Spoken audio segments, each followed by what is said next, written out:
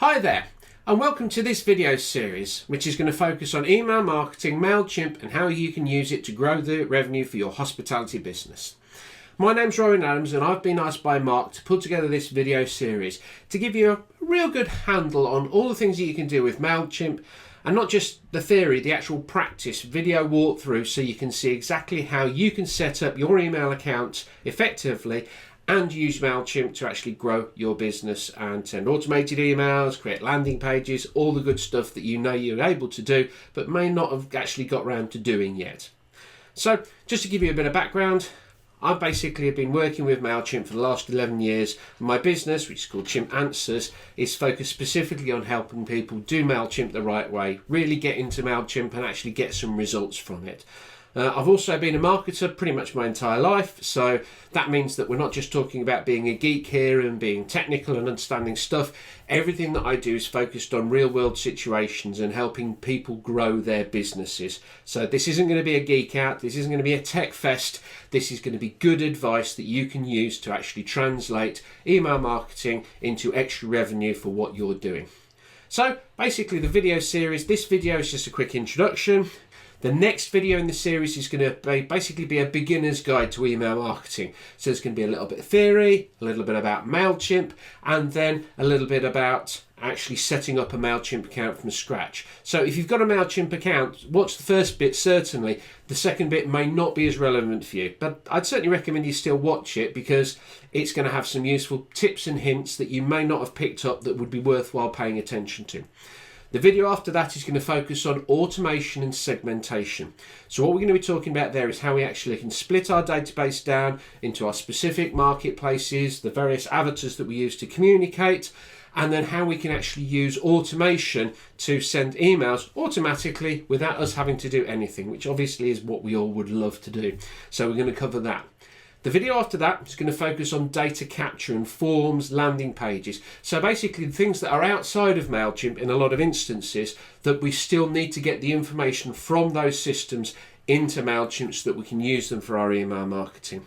And then the video after that is going to be some just general hints and tips and ideas of how you can use MailChimp for your business. There'll also be a Q&A video. You'll be able to ask questions, which you're going to be doing live within the Boostly Facebook group. But the whole idea is that this is a nice video course over a number of days that you can basically follow through. There'll be actual tutorials within MailChimp, so you'll see me within the MailChimp account playing around, setting things up so you can follow on those. And then obviously you can use the Q&A at the end to ask questions and get the most out of it. So, hope you find this really useful. I've enjoyed pulling it all together. This is the type of stuff I love to do. You know, I've been doing this for the last 10 years, really helping people make the most of their MailChimp. So it's great to have the opportunity to people like yourself who are running hospitality venues and who could really leverage email marketing very highly if you know what you're doing. And that's what we're going to cover. We're going to show you how you can actually do all of this. So I can sit here rambling, as you can tell, probably could do, but realistically, let's get on with the videos. So look out for the next video, which will be your beginner's guide to MailChimp and email marketing and an initial walkthrough of how you're setting your account up. See you there. Hi there, and welcome to the Boostly and Chimpanswers email marketing guide to getting more business through email marketing for your hospitality business. Might need to work on a better title than that, but it works. So, thanks for watching. Now, this is the first video in the series that we're going to be producing, and this video is going to focus on some of the key fundamentals that you need to think about when it comes to email marketing. We're not going to go deep into MailChimp here. It's more about you understanding how email marketing works and where MailChimp fits into the grand scheme of things, of all the emails that you're potentially going to send clients, just so that you can understand and see how it all fits together. And then once this video is finished, we're then going to go in and do a quick demo in MailChimp of how MailChimp actually works. So if you've never used MailChimp before, never used email marketing before, it's basically like a whistle-stop tour around the key things that you need to know when it comes to MailChimp. So, hope you enjoy it, and I'll see you in the next video once this one's done. Okay, so let's go through some of the kind of like principles of email marketing and things that you need to be aware of when it comes to basically going into email marketing with the right mindset. Okay, so one of the things I want to point out straight away is that when people fail at email marketing, it's not probably because of the reasons that you think. It's not actually got anything to do with about the lack of knowledge they've got of a specific tool, such as in our case MailChimp. And it's not really the fact that they actually lack technical ability. Certainly a lot of the tools nowadays are very, very intuitive, and it's very easy for people to get to grips with them. So that's not why people fail with MailChimp. The reason they actually fail is because they actually don't have a clear plan of what they're trying to do, and they don't understand some of the fundamentals that you need to think about when it comes to email marketing. And that's what we're going to talk about. You need to have a plan. As is always the case, if you don't know where you're going, don't know what you're trying to do, you're not going to succeed. You're going to fail. And that's what this is, the same kind of like same instance when it comes to MailChimp. If you've got a clear objective of what you're trying to do with your email marketing, then suddenly the whole thing falls into place and it's a lot easier for you to actually succeed. Okay? And therefore, this comes down to one thing with email marketing. Very simply, what emails do you want to send? Now, I know that sounds like a really simple thing to say, but it actually is really fundamental to email marketing. And so many people jump onto a tool like MailChimp, start playing around with it without having a clear understanding of the emails they want to send. So the first thing that you should do is always make a list and have a good understanding of the emails that you want to send. All right? And these are basically, that's the first of 4 fundamental steps that I see, and I use this every single day with every client I work with, the 4 steps that are going to make your email marketing work. So first of all, know the emails that you want to send. Fundamental, because that's what you're using MailChimp for. Then you need to understand the information that you're going to need to be able to send them. It sounds complicated possibly, but what we're talking about here is if you want to send an email to all your friends, you need to know 2 things. You need to know the email address, and you need to know that these people are your friends. Okay, that way if you're sending an email to everybody, you can make sure that it doesn't go to all the other people, it just goes to your friends. So there's 2 pieces of information in this instance that you need, and I'll give you a couple more examples to illustrate this. Once you know the information you need, you then need to understand how the tool, like MailChimp, works so you can store that information in the right place. Because when it comes down to it, sending emails to specific groups of people under specific circumstances, it could be a welcome email for the first time someone's actually booked at your property. It could be a thank you email. Ultimately, you need to have the information in your system, whether it's the dates that they've booked, whether it's that, well, obviously their email address, because let's face it, you can't send an email without an email address, but you need to have that information stored in the system so that you can send the right information to the right person. Okay? And then finally, you need to actually have a process of getting that information and putting it into MailChimp in the right place. Now, usually this is the bit where people trip up, especially when they're trying to automate it by using forms on websites and stuff. Doesn't mean to say that you can't do that, but that's something that, you know, if you're not careful, you can basically fall apart on, and it basically the whole system revolves around that information. So certainly what you may start off with is just actually overcoming that by manually adding the information direct to MailChimp yourself. That certainly works, but then you have the information, you'll have it in the right place, and you'll basically be able to send the emails you want to send because you've got that information. And it all revolves around that. And these 4 steps, like I said, are core to any email marketing system, whether it's a hospitality business, whether it's a venue, whether it's a product, whether it's a service, doesn't matter. These are fundamental to everyone. They apply to everything. All right, so let's give an example. Now, let's say, for example, that you wanted to speak to people who gave you permission to speak to them via email at an event. All right, so we're talking here maybe a kind of like a local exhibition or something along those lines where you're meeting prospective customers and they're going, yeah, I'm interested. You can send me some information through email. All right, so if you look at that, well, first of all, you need to be able to want to send them an email, and the email you want to send is, thanks very much for your interest, welcome them to your business. So that's the specific email you want to send to them. Okay, well, what information do you need to know? Well, you need to know their email address, and you need to know that that was where you particularly met them. A good example of this is, say for example that you were offering up your venue as a location to have people stay for at a local wedding. Okay, so you want to know that they signed up at this wedding event that you were exhibiting at. All right. Then you need to put that information into MailChimp.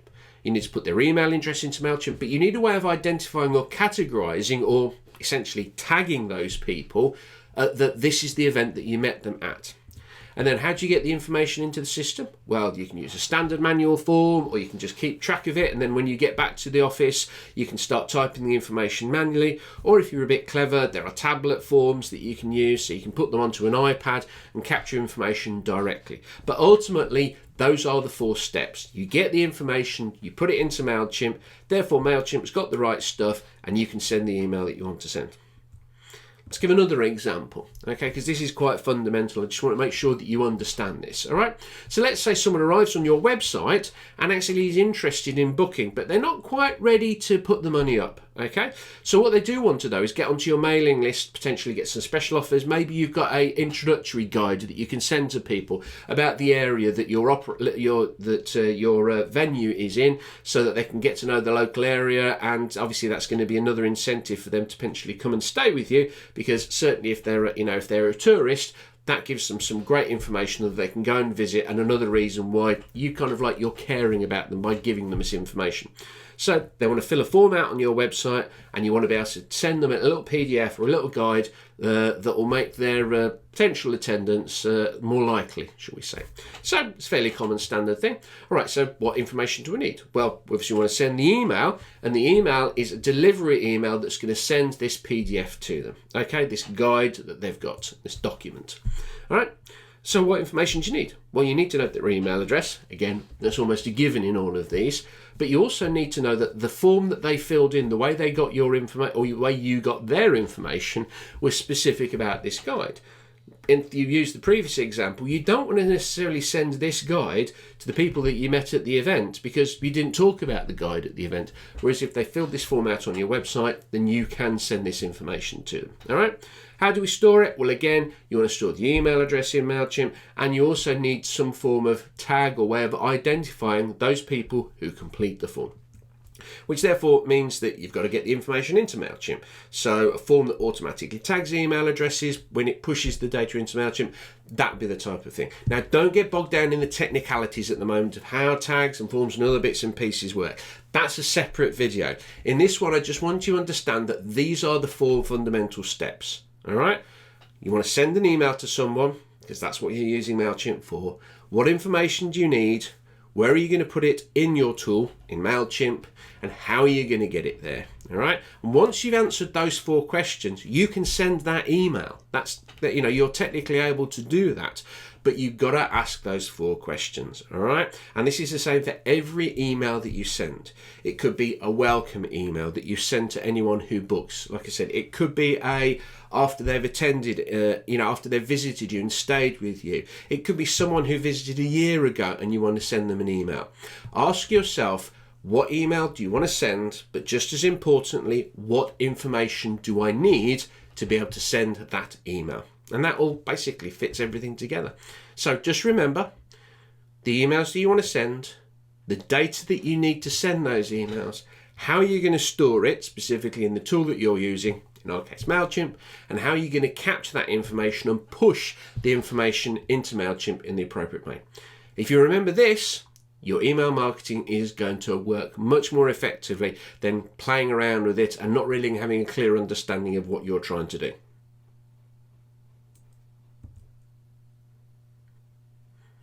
So, some of you may be asking, why are we using MailChimp? And I just want to do a quick, basically, guide to MailChimp if you've never used MailChimp before, just to give you some context for why we're using MailChimp and why we're not using other tools to do this. All right. Well, email is a fantastic tool, and there are lots of tools out there that will allow you to do email marketing. Now, when we're talking about email marketing here, you need to be very clear what you mean by, or what email marketing actually means. All right. So we're not talking here about the standard emails that you send from Outlook or from MacMail or from Gmail or whatever that you're sending to people on a direct one-to-one basis. That's not email marketing. That's direct communication. And we're not necessarily talking about what I'd say the transactional emails that you send. So, for example, when someone requests an invoice or a receipt, those type of emails that are sent from your booking system, those are completely different. kind of like if you're using any of the OTAs, it's very similar to kind of like when you buy something on Amazon. So whenever I buy something on Amazon, I get an email confirming that my booking has been my order has been taken. I get another email which has got the invoice on, and I may even get an email saying we've basically got your stuff out for delivery. And it's exactly the same. Those are called transactional emails because they're tied to a specific transaction, right? Email marketing is not necessarily tied to a specific transaction. The clue's in the name. It's marketing. So we're talking here about building a relationship. We're talking about conveying marketing information. It's not tied to something. It's a specific, much broader view. And that's where you need a tool like MailChimp to be able to do that, to be able to handle that communication. Now, the fact is that there are an awful lot of tools out there. I'm not going to say that MailChimp is the best. It's as good as any, to be quite frank. But the fact is, it's the biggest and it's the most robust that's out there. 33% of small businesses worldwide use MailChimp. So don't be sitting there thinking, is MailChimp right for me? Because it's being used by over 10 million people. It's been around since 2001, which, to be quite frank, is an age in the internet world. And pretty much everything that you want to do on the system is actually available for free. So in most instances, you won't even actually have to pay for it. Now, if you want to go for the paid thing, we'll cover it as it were. So we'll just come to that. But if you're under 2,000 people on your database, you get some automations, you get all your campaign management totally free. But if you do decide to pay, and it's not prohibitive in terms of a cost, we're talking 20, 30 pounds potentially for the size of databases that you're going to be working with. You do get access to their support team online via chat, which is really, really handy. You can remove MailChimp branding. Not really bothered that, to be honest. Having a little MailChimp logo at the bottom isn't a good or a bad thing. Okay, but you can have a larger list of over 2,000, and you do get access to some more tools. So we're talking, as opposed to single step automations, we're talking multi-step. So emails that daisy chain after each other. You can set those up on a paid account, and you can also schedule campaigns for the future. So what that means is if you say want to do a New Year's party campaign, you can set that up in September. You can write the emails in September, and you can schedule it so that it goes out, I don't know, in October or November or whenever you actually want, to try and get people to actually, kind of like take advantage and book up for that. So that's one of the benefits of purchasing MailChimp and actually paying for it. But the fact is, you get a huge amount for free, and it is set up to help businesses like you do email marketing. It's technically called an EMS, which is an email marketing system. And that's what it does. It's got lots of things, like it's got landing pages in there and Facebook ads, and it's trying to expand. It's not 100% brilliant at handling those other things. So it's not a customer relationship management system yet or a CRM. It's not perfect. But the fact of the matter is that it's great at sending emails. That's what it's do for you. And it will basically handle pretty much all of your email marketing needs, certainly in the next few years. And even to be quite further than that, I've worked with businesses who've been using MailChimp for like 10, 15 years. They've got over 100,000 people on their database, and they're a relatively large business. They're still using MailChimp. So don't think MailChimp can't do what you need. But the key thing you got to remember is that MailChimp's only as good as you, the user. So you need to make sure that you understand it, because it's pretty much most of the time never wrong. If something goes wrong, it's usually because you've done something wrong, not because MailChimp does it. So you need to bear that in mind. Right, so how does it work? Well, guess what? It follows the process that we've just talked about. What type of campaign do you want? Do you want to send an email, a landing page, or Facebook ads, for example? It then asks what type of email do you want to send. Is this a broadcast, so one that you want to send today or at some point in the future? Or is this an automation? Is it something that's triggered by someone joining your audience or someone signing up for your website for more information on, for a particular form? Then it'll ask who the email is going to. Is it going to everybody, or is it just going to go to a specific group of people? And then you go design the email, and then you send the email. It all fits together, okay? So those are the key things that you need to know. MailChimp also makes it very easy to manage your audience, okay? So it basically gives you forms and landing pages so you can capture people's information. We'll cover that in a future video. It gives you the ability to update that information that you've got on people, which means that as they book new visits, as they go through the process again, and become loyal customers, as it were, as long as you've got the information in the system, you can update that information to make sure it's the most relevant. And the great thing as well is MailChimp handles all things like unsubscribes automatically. It unsubscribes people from the system straight away, so that if they click on an email and they don't receive any more from you, then you don't have to do anything. MailChimp takes care of it. Really clever from that point of view. And obviously, it allows you to segment people into different categories depending on where they are. And everything is stored in your audience within MailChimp.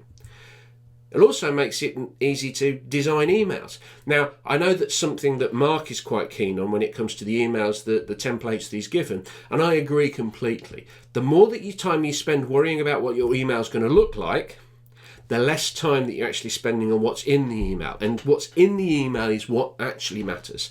All right? So, yes, MailChimp makes it very easy to design email. It uses what's called a WYSIWYG, which stands for what you see is what you get.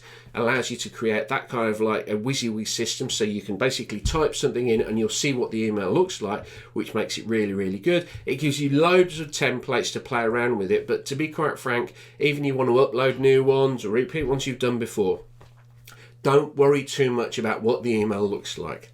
I always say that if you spend half as much time on the design of it compared to the content you're putting in, your email is going to be successful. Because let's face it, a great looking email that's got no content, people are going to get bored of that pretty quickly.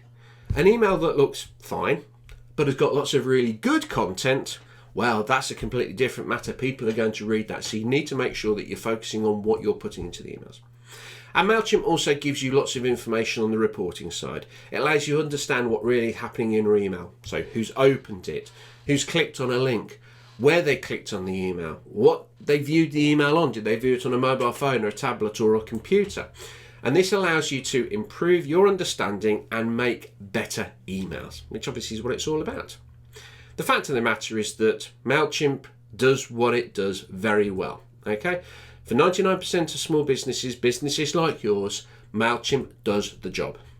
And to be quite frank, once you've committed to a system, this is the system I'm going to use, you will make it work for you. I've seen too many people spend too much time and effort considering other systems and then kind of like bouncing around and always thinking the grass is greener. Trust me, I've been in this game for a while. The grass is not greener. The grass actually is exactly the same as it is on this side of the fence as it is on the other. So there's no real benefit from moving, and the only kind of like thing that's going to cause is a load of hassle and stress as you move from one system to another. So pick one system. Focus on something like MailChimp. If you're watching this, then obviously you've hopefully done that, and just commit yourself to MailChimp. It's not perfect, but it does what you want. All EMS tools out there have similar functionality, so stop worrying about if you picked the right one, because chances are you did, and focus on making the one that you've picked, MailChimp, work for your business. Okay, so now you understand some information about the principles of email marketing, the things you need to be aware of, and also a little bit about MailChimp. Let's actually dive into MailChimp, and I'm going to give you a quick guided tour of basically how MailChimp looks on a computer. All right, so I'm going to use a complete virgin account. I created this account this morning to play around with. So it basically will allow you to, hopefully if you're using MailChimp for the first time, it will look something like this. All right, now MailChimp changes its format occasionally. It actually changed it a couple of months ago and actually moved these tools that you see on the left hand side. They were all at the top. All right, but basically MailChimp doesn't ever change that much. So even though it may look slightly different to what you're familiar with, it may be in a year or two's time if you're watching this video, it's changed slightly. It's not going to have changed that much, and the principles are still the same. So if you understand the principles, that's what matters. Okay, so what I'm going to do now is I'm just going to do a quick guided tour of all of the aspects of things that you can do with MailChimp, and just focus on some of the key things that you need to be aware of when it comes to your audience and basically creating emails and campaigns and stuff like that. So this is kind of like your beginner's guide, whistle-stop tour around MailChimp.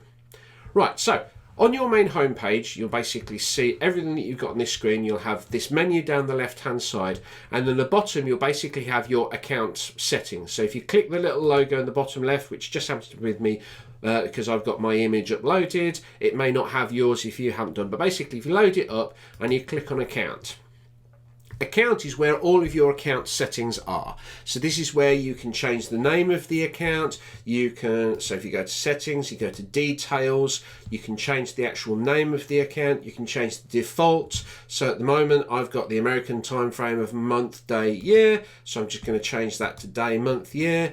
I can basically change the time zone so that it's actually, let's go to GMT minus GMT for London.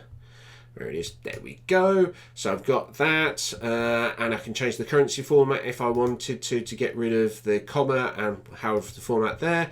So literally this is where you can pretty much set up your account to make sure that it works, and I recommend you do that. Also in here you can play around with the number of users you've got. Now you can only have one user if you're on a free account, but you can have more than one if you're on paid. It allows you to adjust the contact information if you put it in correctly right at the start. Also allows you to pause and delete your account. And also it basically allows you to set up the domains that you're going to use. So if I just click on domains, basically this will basically say the emails that you're going to send, or MailChimp's going to send on your behalf, they obviously need to come from a domain that you own. So when MailChimp asks you to verify an email domain, the first one that you set up will automatically be verified, but if you want to verify another email domain that you're going to use, you can use this tool. So if you click verify email domain, it'll ask you to put the email in, it will send you an email, and because you own that email, you'll be able to click on a link in that and verify that it's correct. One note, if you are serious about email marketing and want to succeed, then really I would suggest that you look at authenticating your domain. Now this may be something that's a little bit technical for you to do if you're not used to playing around with things like domain settings and other bits and pieces like that. So it might be that you need to get an IT person to actually do it for you. But basically what you'll need to do is you need to add some code into the back office of your hosting account. And what this does, it basically means that the emails that MailChimp sends have got basically a little bit more authority, which means they're more likely to go into the inbox. And since we all want to get our emails into the inbox, I would certainly recommend that this is something to look at. But if you click on this authenticate button and you start reading this text and you're glazing over because you're not an IT geek or whatever, then I would suggest that you basically copy this page, copy this information and send it to the person who sorted out your email, sorted out your website, sorted out your domain, and see if they can help you actually get this set up, because by doing this you've got a better chance of getting your emails into the inbox. Okay, you can obviously play around with billings in this, and we're not going to talk about extras integrations. I really just want to focus on the key things that you need to know.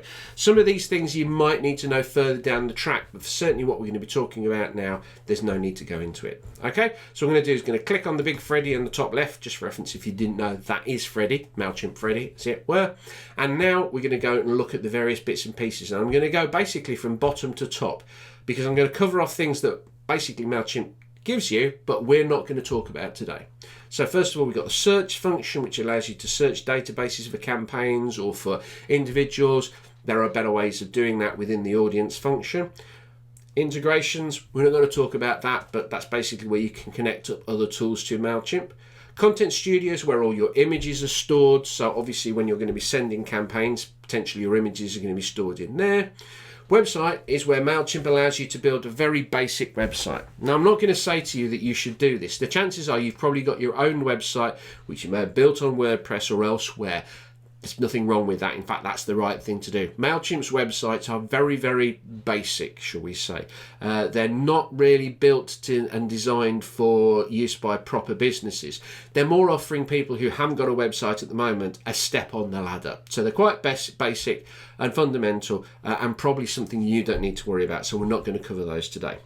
Now, automations is something, again, we won't cover in this video, but we'll come to at some point in the future, and there's something that will definitely help your business and something that will work. But again, talk about this. Then we've got campaigns. This is basically your archive of all of the campaigns that you've sent. So whether it's an email campaign, whether it's a social media campaign, whether it's a landing page you've created, all of them are stored there. And then finally, you've got audience. This is where all your data is stored. And then finally, you've got the create button, which is where you go in and create your campaigns. All right. So just to give you the two things that we're going to focus on in this video are on audience and then to basically create a campaign. So if you click on audience, if you've got a MailChimp free account, you're only allowed one audience, all right? If you have got a paid account, you can have more than one audience, but I would really recommend that you stick to one audience. Now's not the time and the place for me to go through all the reasons why you should have one audience, but if you've got more than one audience, then you're probably creating yourself a little bit more stress, a little bit of hassle, and certainly making it a lot harder to manage your data. So really, one audience is what you should be looking to have. In terms of the audience itself, if you look at this sheet, if you just click on the number, what that will do will open up what I call the spreadsheet view. This is where your basically data is actually stored. All right, so just wait for it to load in. So you can see when I created my account, it automatically added one email address that I registered with. And as you add other people, they will appear in this particular space as a spreadsheet. Okay. Little things that you want to play around with. I'm not going to again spend too much time here because the whole purpose of this video is to essentially get rid of all the stuff that you don't need to worry about today. You might need it certainly down the track, but for today we're going to concentrate on just the core things that you need to play around with. All right, and the key things you need to know when it comes to your audience are basically the structure of the audience. So what we're going to do is going to click on settings and we're going to down to audience fields and merge tags. And this basically is how the audience is set up in MailChimp. All right, so these are all the fields that you're going to use to store information about a person. Now, MailChimp gives you a load of default stuff, and you can add new fields. So you can click add a field and you can add text or numbers or radio buttons, drop down menus, birthday, all these various bits and pieces. So you can decide what information you actually want to store in the database. Okay, you can also delete information. All right, so one of the things that I try and make sure that I do as a principle with regards to the data that I have on people is that I don't store too much data. Think of kind of like your database system like a car. All right, and every extra piece of data that you're adding is another piece of luggage that you're putting into the car. If you've got too many pieces of luggage, that car is really going to struggle, considering it's also got to have other people in there and whatever. So you don't want to be adding information into MailChimp that you're not using for email marketing. All right. So from my book, I'm never going to use a phone number in email marketing. Now, don't get me wrong. If you want to use MailChimp as like a database to keep all of the pieces of information you've got about your customers, I'm not saying don't do that. But I would suggest that if you're using another system to do that, a customer relationship management system, your booking system or whatever, that information is going to be stored there. You don't need to have that information within MailChimp. Okay, so all I'm going to do now is I'm just going to delete a couple of pieces of information that I don't want to store. I don't want to store their phone number, so I'm just going to delete the button there, click delete, type in the word delete and get rid of it. I'm going to do the same for physical address. I don't need to have their physical address in my email marketing database. Again, like I said, if you're using MailChimp as your customer system as well as being your email database, you might want to. But for my purpose, I'm just going to delete that. I don't need that in there. Click delete and it's then gone. Okay, so that basically means that now the only pieces of information I've got are email, first name, last name, and birthday. Now, if you want to add additional information in, then you can certainly add it in.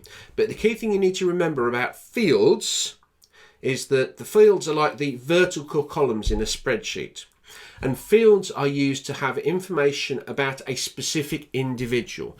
So maybe all the information, first name, last name, birthday, maybe the city that they've come from, or even the country that they've come from.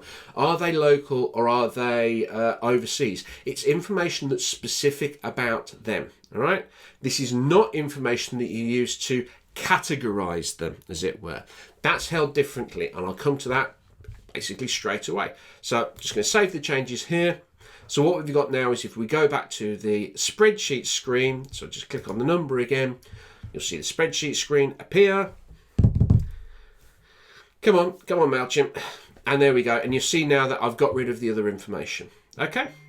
Now, the other information that you potentially want to think about is categorizing information. So tagging information. I talked about kind of like the way of categorizing people who filled in a certain page on your website, or people that you met at a specific event.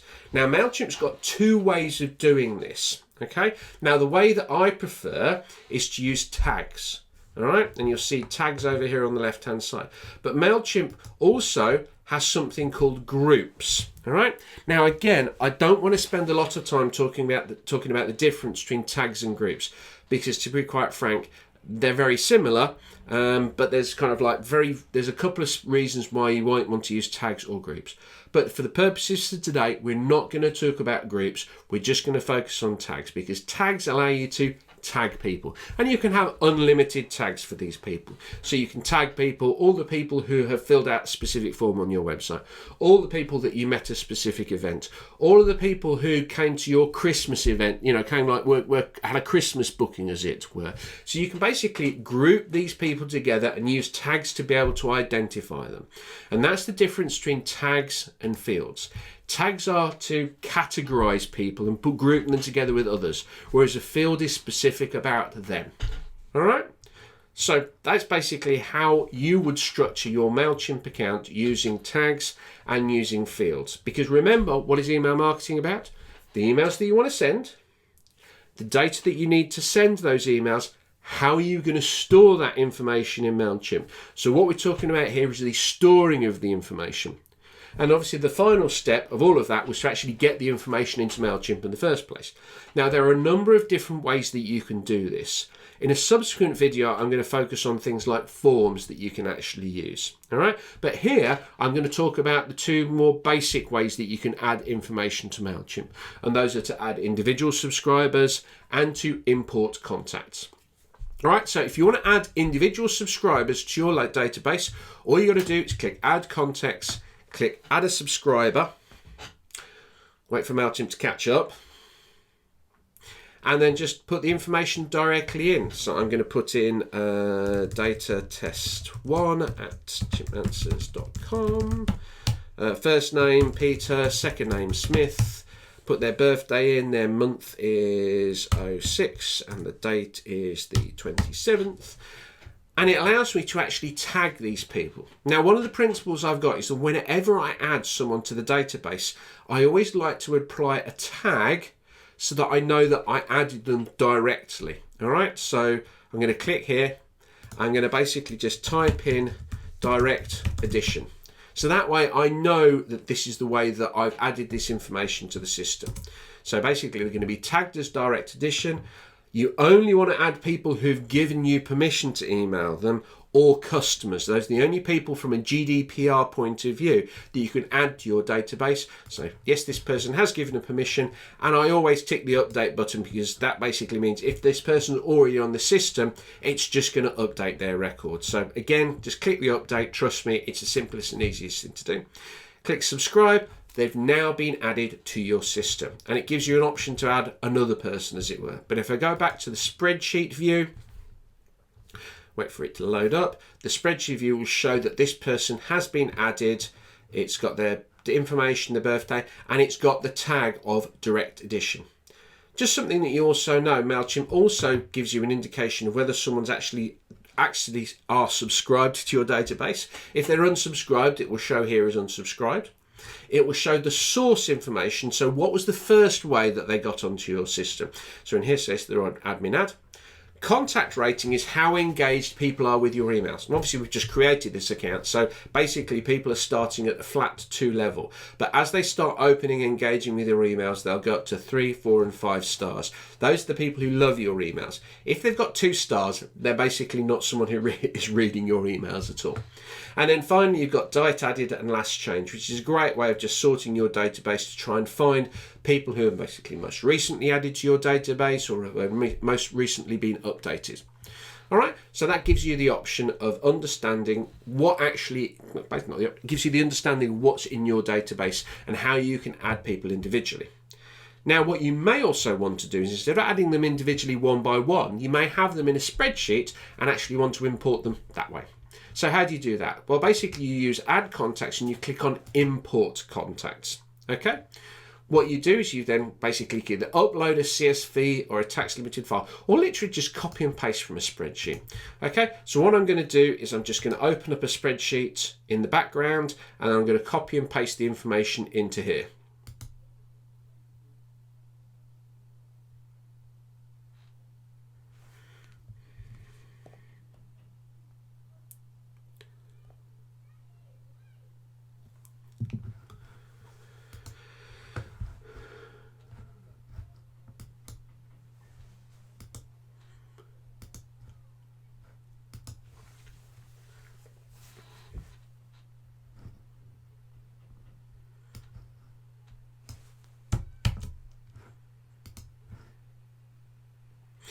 So I've just copied from my spreadsheet and I've just pasted in. If you want to see what my spreadsheet looks like, that's what the spreadsheet looks like. Okay, so I've just copied that in. I'm going to click continue to organize. Obviously I want to tick the subscribed button, and I also want to make sure that they're all updated. I want to add a tag. So remember I added in direct addition. Well, this is going to be a direct import, all right, because I'm importing the information. Okay. Then I can click to continue to match. Now this is where you can decide where the column in the spreadsheet goes in MailChimp. So I had a column called first name, and MailChimp's recognized it's called first name and is adding it to the first name field in MailChimp. Last name does exactly the same. Now you'll see company is orange, and the reason being is that I didn't create a field in MailChimp that actually corresponded to company. So it's now saying, well, I've got nowhere to put this data. So all I'm going to do is going to click on the arrow or the little writing button, and I'm going to go create a new field. So I can create a new field on the fly. I'm going to call it company. It's a text field, and now that information will get put into that field.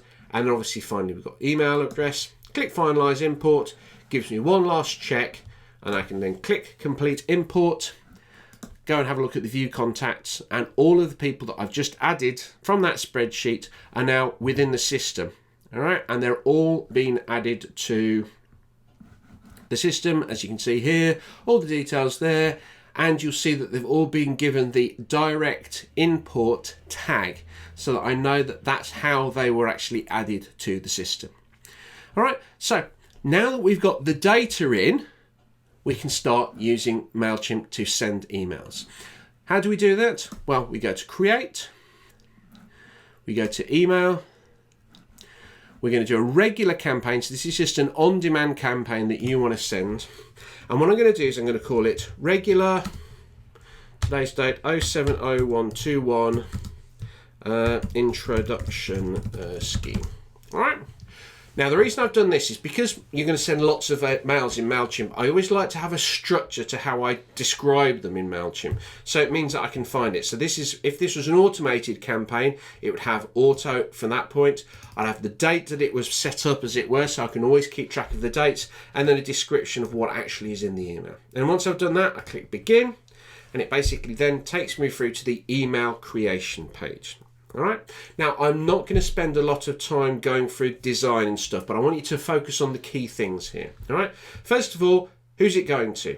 Now, you can send it to everybody, or if you click edit recipients and then go over here onto the right hand side and click this drop down menu, you can send it to specific tags, or you can send it to a new segment. And basically what that means is you can pretty much choose people who meet certain criteria.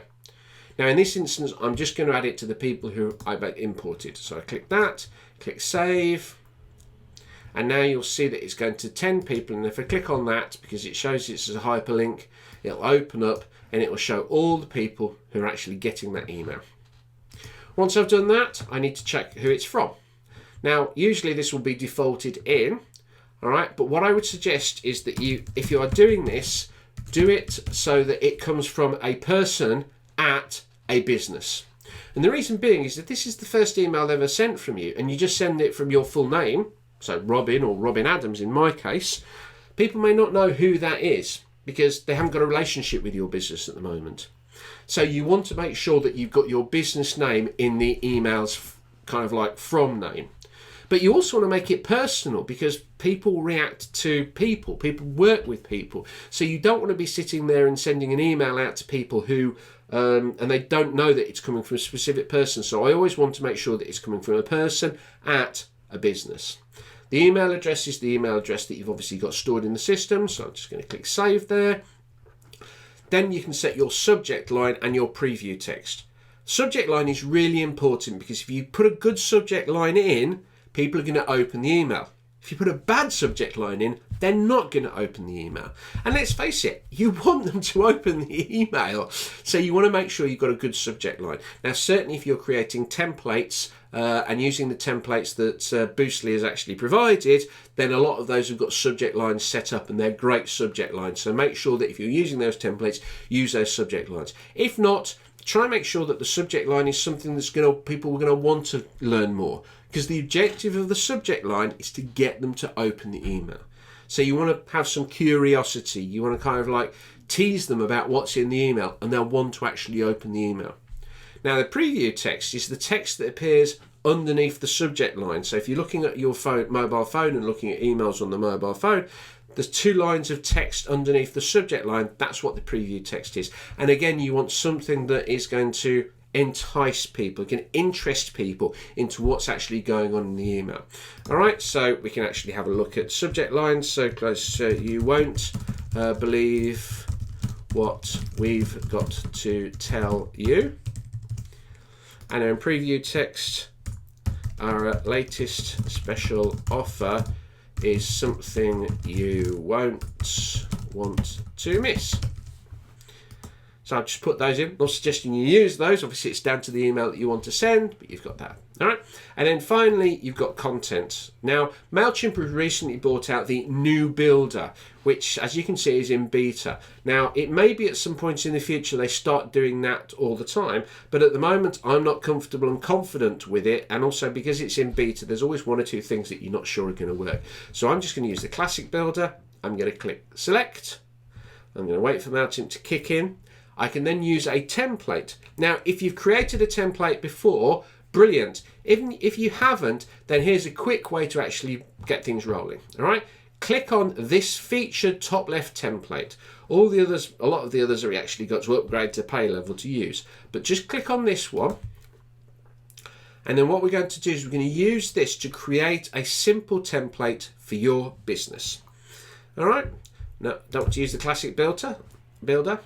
So what I'm going to do is I'm going to take this template and I'm going to basically take it down to its brass tacks. So if you're watching this, if you're kind of like watching this and you haven't got your own template, all I'm going to do is delete all of the various text blocks and image blocks that are in this. I'm going to just add in my own. So I'm going to click on the rubbish bin, click on the rubbish bin, click on the rubbish bin, and again I'm just going to delete everything that's part of this particular email. However, I'm not going to play around with the footer. The footer is something that you're best kind of like, apart from playing around design and obviously for these social media icons, making sure that the social media links are the ones that you're going to actually have. So make sure this actually is, you know, your business accounts on Facebook. So make sure you've got those set up. But apart from playing around the design, so for example, if you want to change the color, so I'm going to change the color to a particular color code, which is my blue there. All right, so I've got that. I'm not going to play around with anything else here. This is all automatically populated from the information that you supplied MailChimp, so you don't need to worry about it. Okay, but up here, all I want to have a simple logo at the top and text. Now, I know one of the things that Mark does is he talks about having no images in your email at all. Now, bottom line is that this is down to personal preference, but for me, having a little logo at the top is something that I think actually helps people recognise that it's coming from an official business as opposed to, you know, kind of like something they're not going to pay attention to. So what I'm going to do is I'm going to click over here on the right hand side, take an image block and drag that over here to the header. All right, and what I'm going to do as well is I'm now going to upload an image. Let's go and see if I can find an image. So I'm going to click on upload and find an image in my database. This is an image that I use for most of my test systems. It's actually my wife's business. So if I go to, where am I? Chimpanswers, courses, foundations, resources, copy. Let's see if I've got the right one. No, not that one, that's the one. So I'm now basically going to import this image into MailChimp. They're pretty big as it were, so I just want to reduce the size. So when someone receives this email, all they'll have at the top is a little logo to do that. Okay. Then put a text blocks into the body. And then you add your text and your signature. So hi there, thanks for being interested. All the best, Robin. Now you can get creative here. You can add images, you can add a little image of your headshot next to it. I certainly recommend in your business, because you're potentially going to be the ones who are going to be meeting and greeting the people who come in, actually having a little headshot of the staff or the team or certainly you is probably something that you can add in here. And the way you can add that in is you can basically put the cursor where you want the image to be and click on this one, which is the image button, and it'll insert it. So that gives you a bit of flexibility. If you want to play around with the overall fonts that are being used, if you click on style, you can basically create the font. So if you go down here, scroll down in body, you can choose the font that you're going to use. You can choose the link color if you've got people to click on links or whatever. So basically what I would suggest is that it kind of like, it's not right. I could spend a long time showing you how to use this design function, but I'll be honest, you don't need to spend too much time on it. You need to concentrate certainly on the text that you're going to use, and you need to just have a basic template that you can use again and again and again, which has got your color scheme, your fonts. So what I would very much recommend is that if you're in this page for the first time, have a play, create a nice template that's going to work for your business, and then literally go up to this template button here at the top. Just close this down. Template. You can save this design as your core template. So I'm going to call this core 2021. And now when I want to use this template again, it's automatically stored and I can upload it to use in a particular campaign. All right. But once you've got your template, you can then add the specific text that you want in the email. Click continue. It will take you back to the main email page. Wait for it to load in. There we go, there's your email already. And now if you want to send it, all you need to do, once you've checked it, and what I would suggest is that you click on preview, have a look at it, you're ready to send. Okay, now there are lots of things that I haven't talked about. One of the things that I've not talked about, which I'm just going to bounce in and show, is the ability to use merge tags in your emails. All right, so what's a merge tag? Well, a merge tag is a way of personalizing your emails to the people who are on your list. And it allows you to make sure that, say, for example, the email, instead of saying, hi there, as it does here, it actually goes, Dear Robin or Dear Phil. And it basically will substitute their first name in to basically replace the hi there. All right, so what I'm going to do here is I'm going to show you how to actually do that. And there's two ways I'm going to do that. First of all, I'm going to basically go over here to merge tags, and I'm going to use the first name. And as you can see now, it's automatically substituted in the merge tag code for first name. And what I can actually do is I can check to see if that works by going save, going over to the preview and going on to preview mode, and then clicking enable live merge tag info. If I click that, you'll see the first name hopefully changes to Robin. And now I can click on the arrow to see the next version of the email, which is going to Peter. And then the next version of the email, which is going to David. So I then know that that merge tag information is working, so I can close it, and I'll know that that works when I send this email. Okay, so I'm just going to click continue. And that email is now ready to send. All I need to do is, once it's loaded in, is to check I'm happy with it, have a quick look at the preview to make sure that it looks the way that I want it to, and then I can go to send. MailChimp asks, do I really want to send it? And I'm going to click send now, and that email will be sent. Okay, so that what you've done there is actually fairly standard, as it were, in terms of creating an email. So we sent it to just the people we wanted to send it to, the direct imports. We made sure that we've got a basic format and styling. And again, what I would suggest is you play around with that, because remember, this is kind of like a test environment. You want to test it first before you've got it standard. But once you've got it standard, don't play around with it. Concentrate on the content. The actual format and the way the email looks shouldn't change that much. Then obviously you can send it. Now, obviously, one of the things that we're going to do moving forward is we're going to have a look at things like data capture. We're going to have a look at things like forms and landing pages. So we're going to talk about those from a top line point of view. But if all you've got is you want to just add people manually to MailChimp and get them to receive your emails, this is the way to do it. Use this process, go through those steps, and hopefully you'll now have a pretty good understanding of how MailChimp actually fits together. Hope you found that useful. I look forward to seeing you in the next video. Hi guys, and welcome back to the next video on how to use email marketing and MailChimp to improve your bookings, improving your revenue, and basically to grow your hospitality business. In this video, we're going to talk about segmentation and automation. So segmentation, how you can split your database up so you can speak to the right types of people, but also send them specific messages, because at the core of everything marketing, the more specific you are, the more likely you're going to get a result. And that's what this is all about. So we're going to talk about segmentation, how we actually do it in email marketing, and how we're going to translate that into MailChimp. And then we're going to focus on automation, how we're actually going to send some of the emails that we know are great emails, but we want to send to every single customer. How do we automate them? So the first half of the video is going to be a little bit more prep and a little more planning. And then the second half of the video, we're going to dive into MailChimp and actually do it. So you'll be able to follow along on my screen as I build these automations, which therefore means that when you finish, you can go back, watch the video again, pause it, and follow along yourself. Okay, right, so segment automation, where do we start? Well, guess what?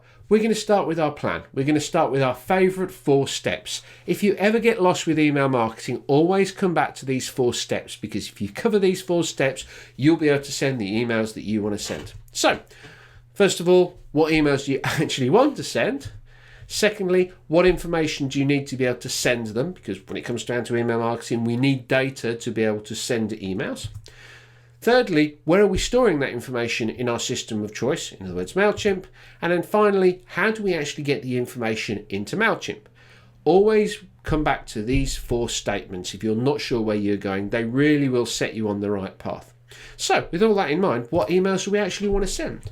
Well, we've got a number of emails, and I've just happened to pick a number of them that happen to have got templates available for you as part of the Boostly Academy. So you'll be able to use this content yourself.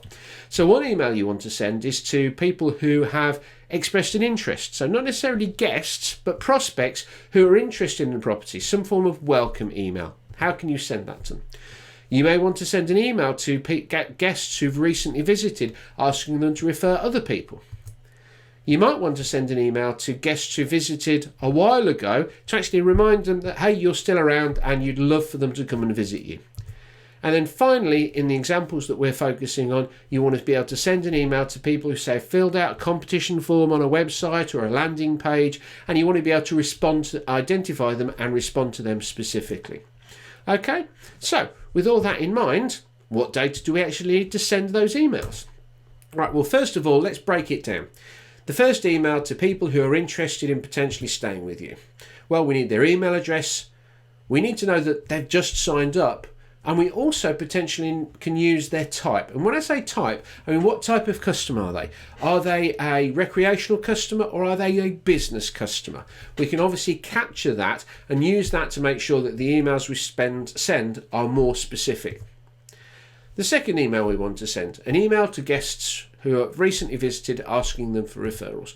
The information we need for that, we need the email address, obviously. We need to know they're a guest, because that's just a good thing to track, because if you want to in the future be able to communicate with people who've actually visited and just send some blanket emails to them, you need to be able to identify people who've been guests and therefore have actually stayed to know what your property's like, compared to people who've just inquired but haven't actually got round to booking.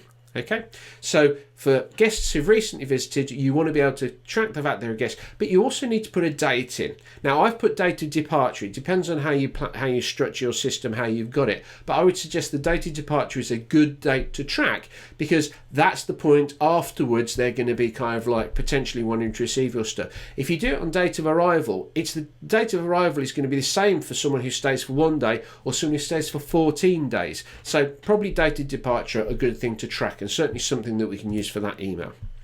The next thing you've got is email to older guests who have basically been in the past but haven't been around for a while, asking them to rebook. And again, you actually just need the same information as the previous one. You need to know their email address. You need to ideally know that they've been a guest, but really you need to know what their date of departure is. And then finally, you've got an email that you want to send to those people who've responded to a specific promotion that you've done, competition or whatever. Well, the key things that you need for that are the email address, obviously, where they're signed up. So did they sign up on a specific page for a competition? Because if they did so, then you can obviously communicate with all those people who've completed that specific page. And you may also want to track something like type. So we're talking here again about recreational or business. Because if they've signed up for a competition where you're offering a mini break, I think it's pretty safe to say that they're going to be recreational customers, in which case you can automatically assign them as a recreational customer in your database. So that's the information that we need to send our emails. So we've just actually ticked off the second of our steps that count up to 4. So how does that work? Well, typically you now need to understand where you're going to store that data. Are you, where in the database is it actually going to? So step 3, you basically need to store that data somewhere in MailChimp. And typically, and if you remember going back to the first video that explained a little bit about MailChimp and broke down some of the key things, there are a couple of key ways of structuring and looking at data. First of all, you've got information that's specific about an individual. All right, and that information could be an email address, a name, a date of birth, a date of stay. It's specific about them. Now that information is known as a field. Okay, fields basically allow you to store specific information about a person. Now, the other type of information that you want to capture is information where you're going to categorize people. Okay, so type of customer, are they business or recreational? How did they sign up? Were they a guest? Now, these are the types of things that you can use tags to track. Now, I know there are lots of other tools in MailChimp, such as groups and segments that you can use. We're just, for this purpose, we're going to just use tags to track these people and identify them. Okay? Now, all of this needs to be set up in MailChimp prior to everything going live. So it's ready to actually hold the information, and then you can trigger the emails that go off that. So let's go back and look at our information that we actually need again, but actually work out whether that's a tag or a field. Okay? So initial email, which are going to guests, to prospects who are interested. So the welcome email, well, we've got the email address, which is a field, but we've then got a couple of tags. The fact they recently signed up, and potentially the type of customer they are. For the emails asking guests for referrals, we've got the field for address, we've got a field for the date of departure because it's specific to them, but we can tag them as a guest. Exactly the same with people who've been in the past and you want to re-energize. We've got their email address and the date of departure as a field, and we've got past guest as a tag. And then finally, for emails that are going to people who've responded to a specific promotion that you've set up, we've obviously got their field, but the way they signed up and the type, we're going to use tags to track them. So what this means is that when we go into MailChimp, the first thing we need to do is to set all of these up so that when we do get the information is going to be stored where we want it to be stored. In other words, like this. All right, so when we've done all that, we actually need to think about the emails that we want to send, because there are certain different types of emails. There are emails that you send automatically, and there are emails that you just send. And what you need to think about is what the trigger is for each of the emails that you're going to send. So to be quite frank, something needs to happen for that email to be sent. All right. So broadcast emails, well, you're the trigger. You're the one who wants to send it. You decide to send it now or at a point in the future. Automated emails, however, are slightly different.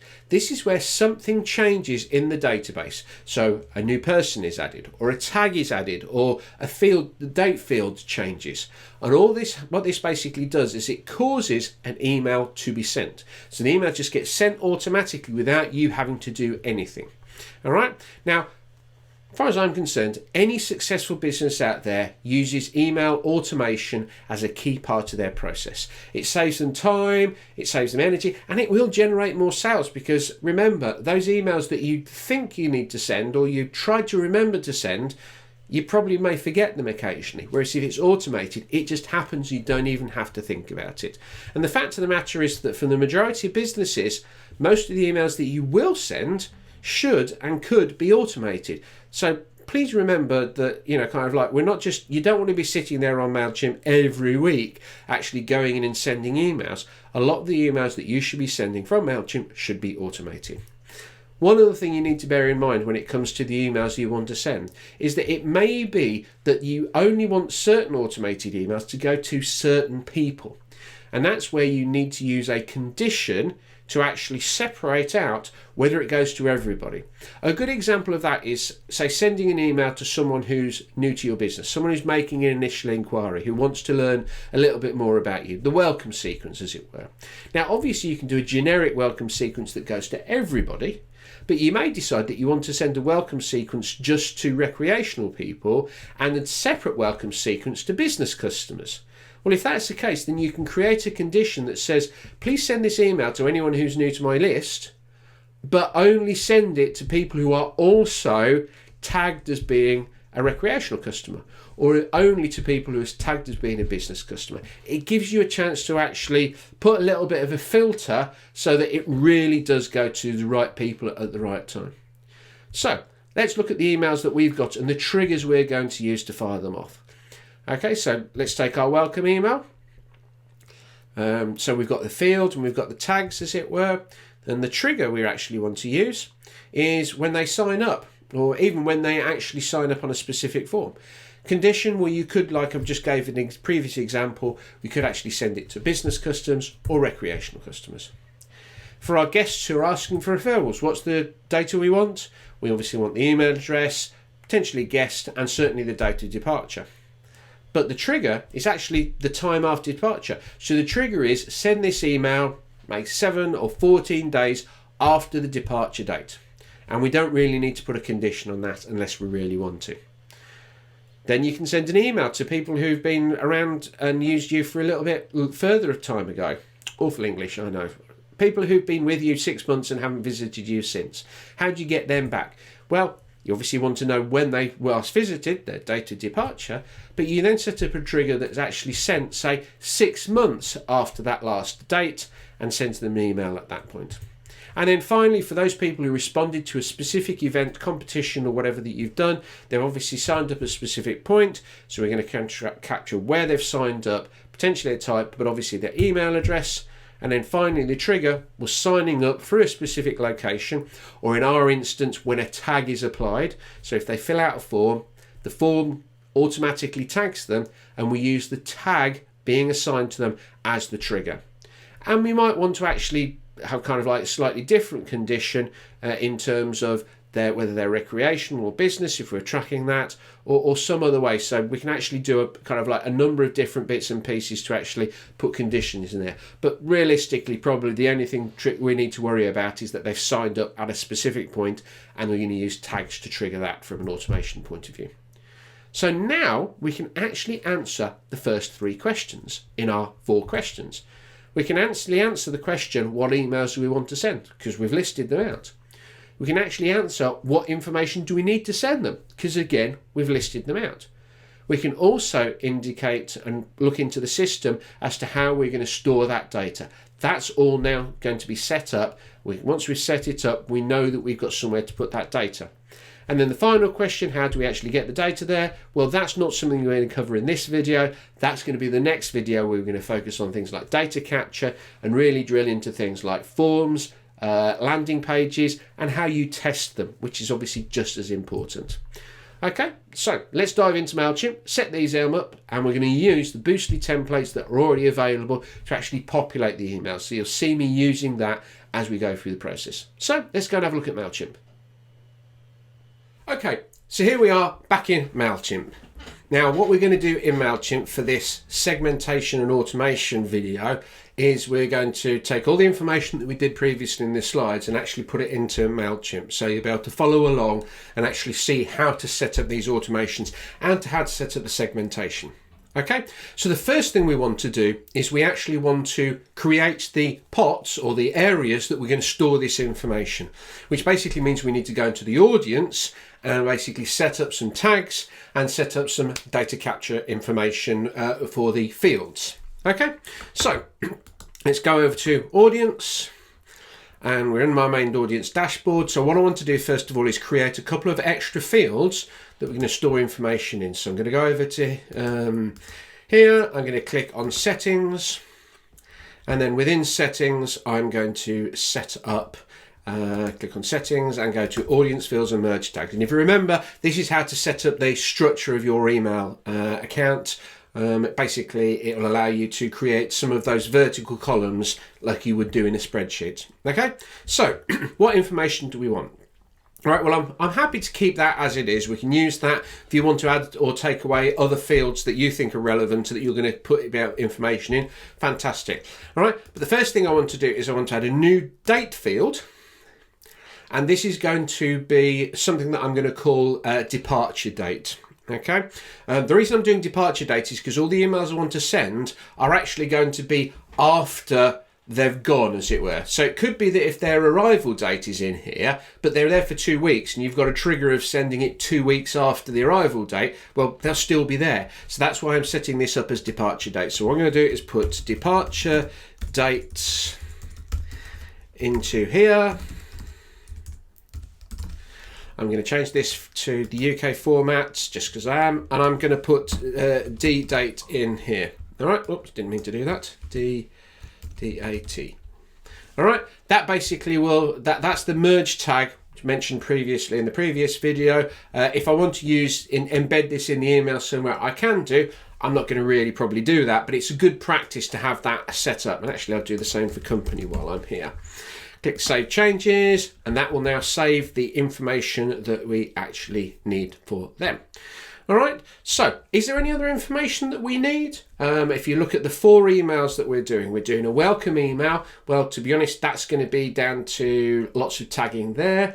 The dates fields, which we require for the lapsed customer and the recent customer referral, that's in there. And then the only other one that we've got is the sign up form process. And again, there's no fields that we actually need. So that's the only field that we actually need to create. Okay, so now what I'm going to do is go over here to tags. And you'll see that I've got the 2 tags that I created in the previous video. What I'm going to do now is create a couple of new tags, okay? Now, what I'm going to do as well is I'm going to not just create them as standard, I'm going to basically start creating a little system for tags so I can understand what they're for, okay? So the first tag I'm going to create is going to create for whether they're a business customer or a normal customer, as it were. So I'm not even sure what the terms are. I can't think of it, as it were. Recreational, business and recreational, okay? So I'm going to type in core, because this is the core description. Actually, no, I'm not going to do core, I'm going to do type, because these are the types of businesses, as it were, or types of people who are visiting. So I'm going to have type recreational. I'm going to create another type, which is going to be type business. Now, the reason I'm using the word type in front is basically just actually to help me structurally understand it. Because if I'm not too careful, I can have lots and lots of tags and not actually know what they refer to. Because if I just had the tag business, well, that could refer to lots of things, and exactly the same for recreational. So if I put type in front, it allows me to actually identify where they've actually done. All right, so first of all, we've got that. Next, we have got core guest. Okay, so this is just a core tag. All right, so when I say use the word core, I mean it's kind of like fundamental to the business, and I'm just using that to describe the guest. So anyone who's a guest gets tagged as core guest. All right. Again, it just allows me that having used the word core in front or the word type in front allows me to actually identify the specifics of where that actual description comes from. What does this tag actually refer to? Okay. And then finally, the only other tags that I want to actually create is going to be the place that they've signed up for. So this could be a form, a competition, or a landing page. Now, the terminology I use for those is called entry points. Any way that someone can get onto my database or be updated, I want to track that. I want to know which entry point they've actually gone through to appear on my database and to be updated. So what I'm going to do is do AEP, and I'm going to have a landing page, because I'm going to create a landing page in a while, in the next video, and I'm going to call this landing page competition. All right. So I know that anyone who's got this tag has actually gone through the process of signing up through the landing page, and it's the competition landing page that I've set up. All right. I'm also going to set up an EP, which is going to be form, and then I'm going to just bracket homepage. So I'm going to have a form on my homepage, and basically anyone who completes that will go through this. Now, obviously, people can do the competition, and they may have forgotten the fact that they actually also have gone through the homepage. So that's the reason why I make sure that I tag both of them, because I want to send emails to each of these people. Okay. Now, the only other tag that I would consider adding to this is to actually, I'm trying to remember what I'm going to say here, because you run through these things, you're not trying to remember. Oh, that was what I wanted to do, is to change these two. So these are the tags I used yesterday, or in the previous video, to actually create and track people that I added directly. So what I'm going to do is actually just change these from direct import and direct addition. So I'm just going to rename them and actually put EP in front, because technically they are entry points. All right, so just do that and wait for it to load up. And then I'm going to do the same for the direct import. Rename EP direct import. So what I've got now is I've now got a structure for the tags in my MailChimp account. Okay, so I can identify guests. I can identify each of the ways that they could get into my database, a direct addition, direct import, a homepage form, or a landing page competition. And obviously, if you create other landing pages, I would suggest you create separate tags for those. And I'll also be able to identify whether they're a recreational or a business type custom. So I've created these tags, and I've created the date fields. All right. So what I've actually done now is I've completed that third step. Because if you remember the 4 steps of email, the emails you want to send, the data that you need, where are you going to store it?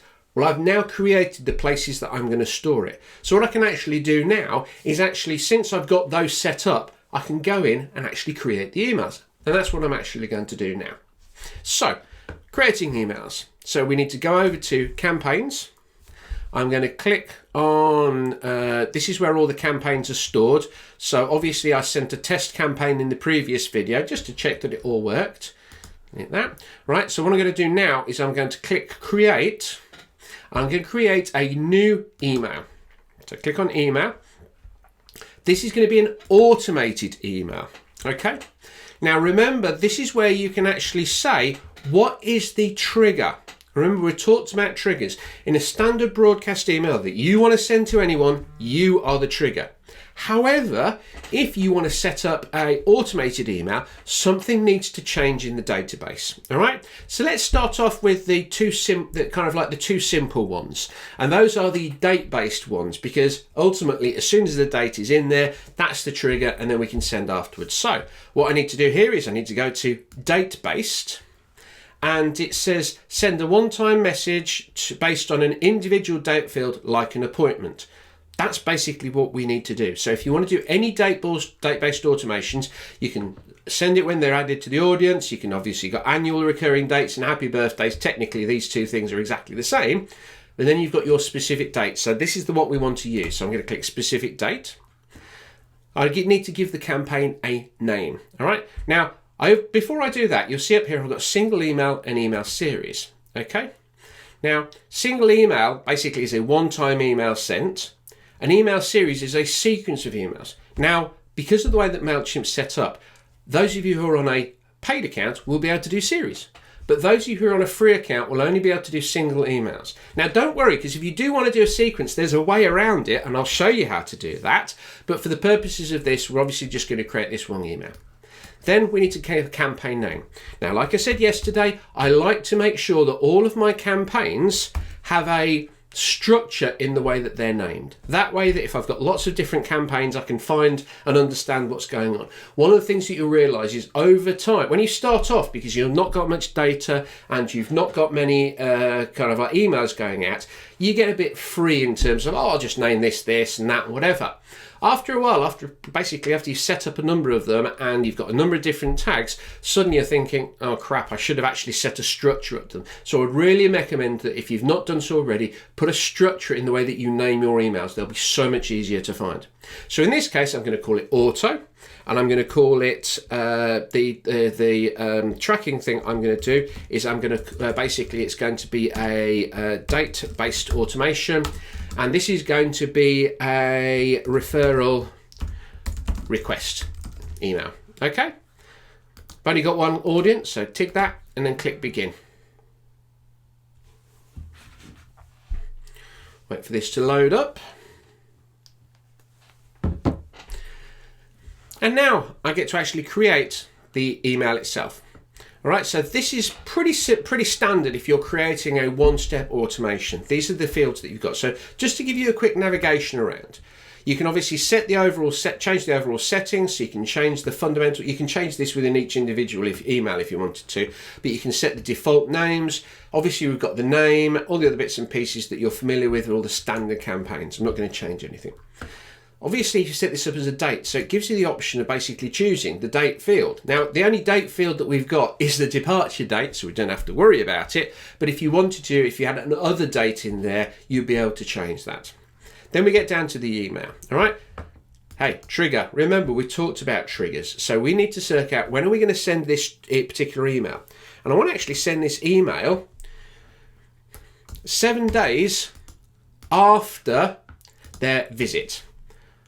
The reason I'm saying 7 days is because the visit is still going to be relatively recent in their mind, which means that they'll remember all the good things and the experience that they had.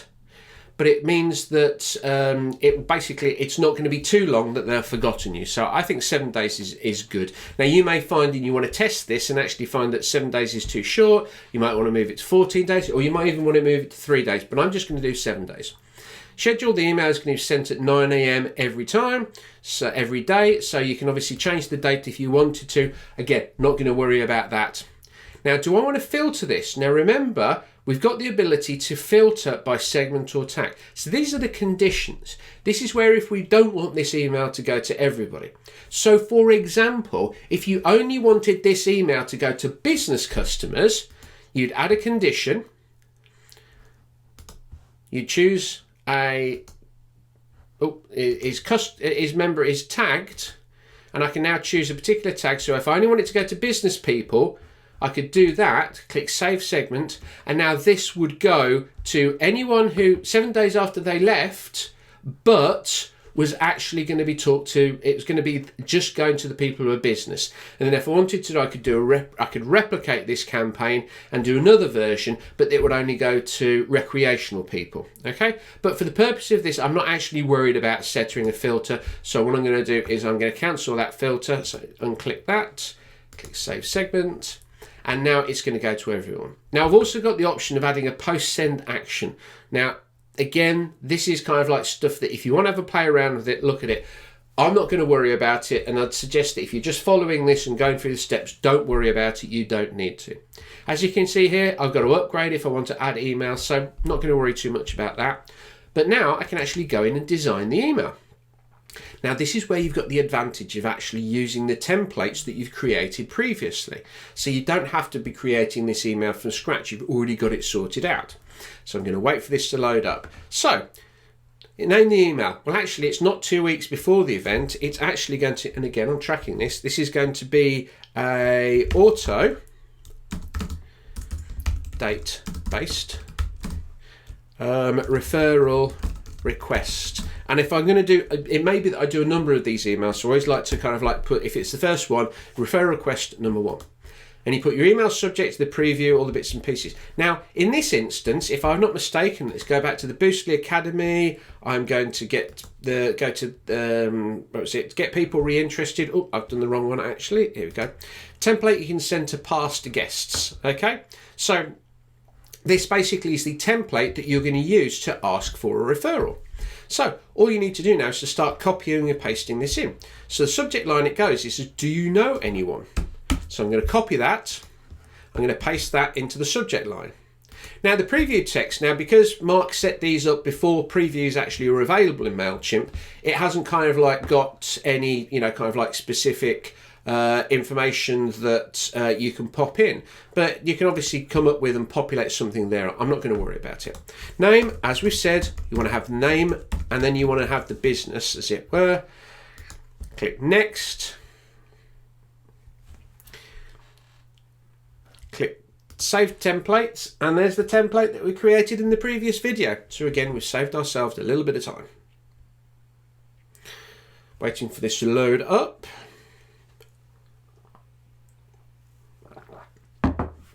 So let's go back to the template, and what we can do now is we can highlight all of the text, copy that text, go into here and just paste it.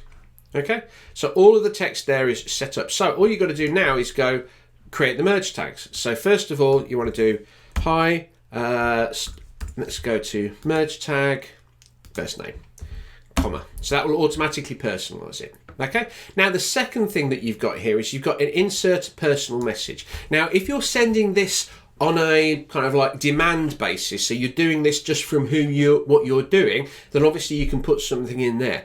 The problem is that this is an automated email, which means that you can't actually be that personal.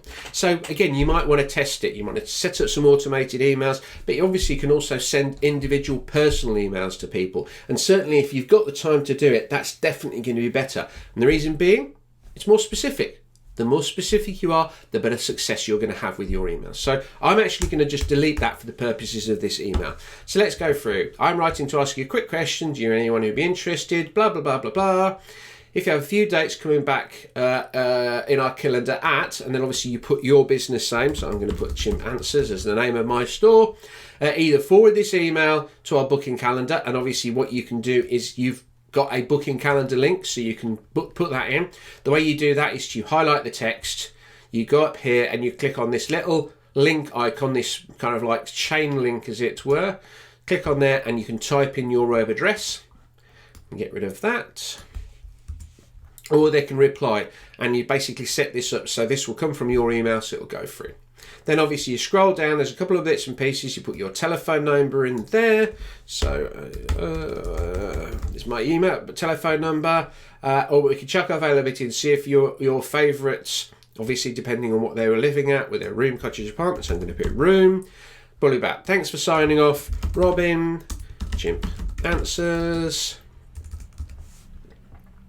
So I put the name in. P.S. Don't forget, if anything's a referral or a family friend, I will be sure to look after you. So let's just change the will be sure to look after you. Okay, so you've got that. Now, obviously, you can do a little bit of thing around. Oh, I've missed one, haven't I? I've got your incentive. And if they come to stay with us, on the back of your recommendation, a bottle of wine will be winging its way to you for your trouble. Okay, so you got that. Obviously, this now is a fairly flat email. So what I might want to do is I might want to do a little bit of formatting. So I'm going to put a little line, and I do that by clicking on this box here to separate the PS underneath the actual name. So it's a little bit separated out. Everything else is fine. So if you wanted to, I would certainly recommend thinking about, I'm just seeing another thing I need to change this from I'd to we'd. So what I'd actually do is I would suggest that you use bold strategically through the email to highlight things that you want people to read. So send you a little gift. That's something you want to highlight, because that's going to go, people are going to go drawn to that, go, oh, I get to send a little gift for referring to someone, is it? But okay, so you can done down there, like I say, a bottle of wine is winging away to you, will be winging its way. So don't go mad with your highlights and your underlines and your bolds, but it's good to have a little bit there. Also, what you might want to do is you might want to add a little image in. So previously we've got the name there. If I upload, if I do a quick search for a little headshot that I've got, let me go for signature. I've actually created a number of little signatures that I can use. So as my computer loads up, I just created this on a graphics package. One of the things that I would suggest is when you see it, you'll know what I'm talking about. It's actually all I've done when I put my signature. People go, how do I get a nice signature into my email? Well, what you do is you get a white piece of paper, you write your signature on the white piece of paper, and then you take a photo of it.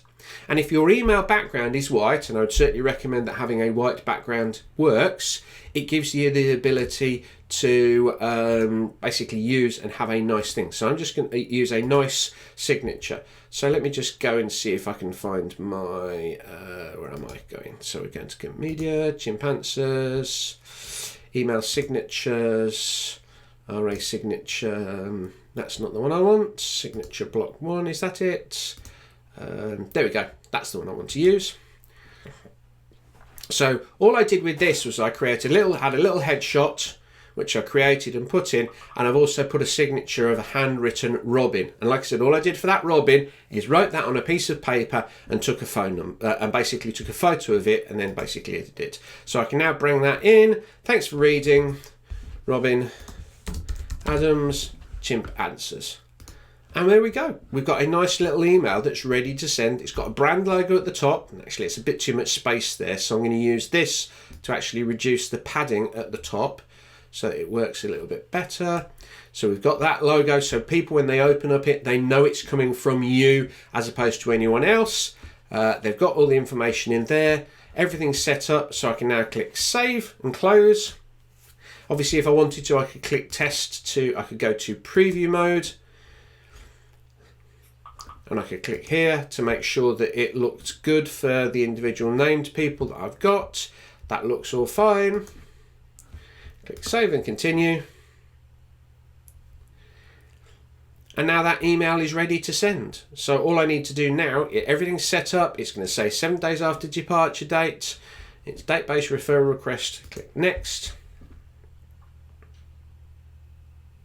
One last check, everything's set up. And click start sending. So what will happen is that this email will be sent 7 days after someone's departure date. So all you've got to do now is to go in and put their information in, and we'll cover that in the data capture and uploading information section. But it literally as simple as that. Okay, so I'm not going to go through the process of creating the lapsed customer, okay, because basically it's the same thing. You go for exactly the same process. So basically that would be, say for example, the delay, we put a delay on that one for 7 days.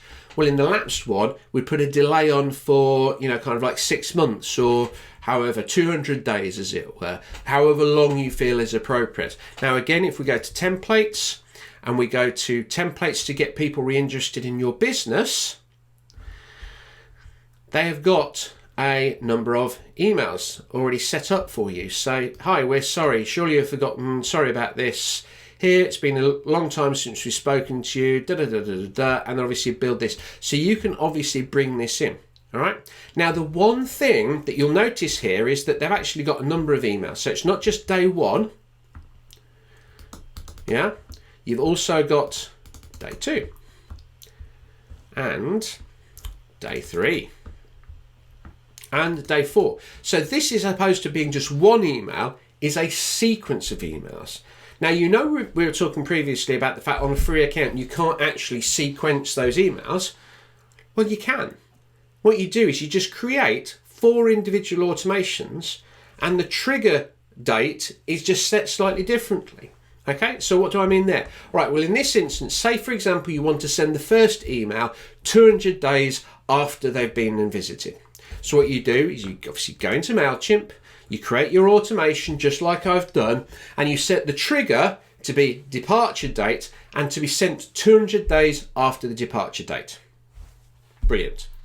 All right, well then what about the next email? where you create a completely new email, just as we've done, but you send the trigger to be departure date, but the lapse is now 201 days. So it's actually going to be sent 1 day after the previous email. Now, from the customer's point of view, it looks like there is a repetition, there is a sequence of emails. But from MailChimp's point of view, they're just individual automations. And with that being the case, then you don't actually have to worry about it being one after one after one after one. You can just set them up as an individual automation, which is great because that way you can actually do email sequences even if you're on a free account. So hopefully you followed that. So like I said, set the first date, the first email goes, and if you've got a sequence, all you do is to set that up using the date field, as it were, to go 1 or 2 days after the previous email has actually been sent. Simple, easy, and for those types of emails, that's the best way to actually do it. All right, so if you remember now, we've got 2 other automations that we want to create. So we want to create a welcome sequence, and we want to create a sign up email for those people who say have entered a competition.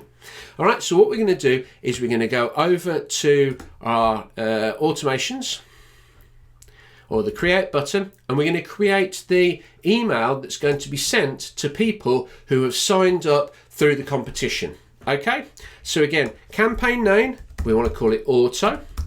This is going to be a sign up tracker, and it's going to be competition.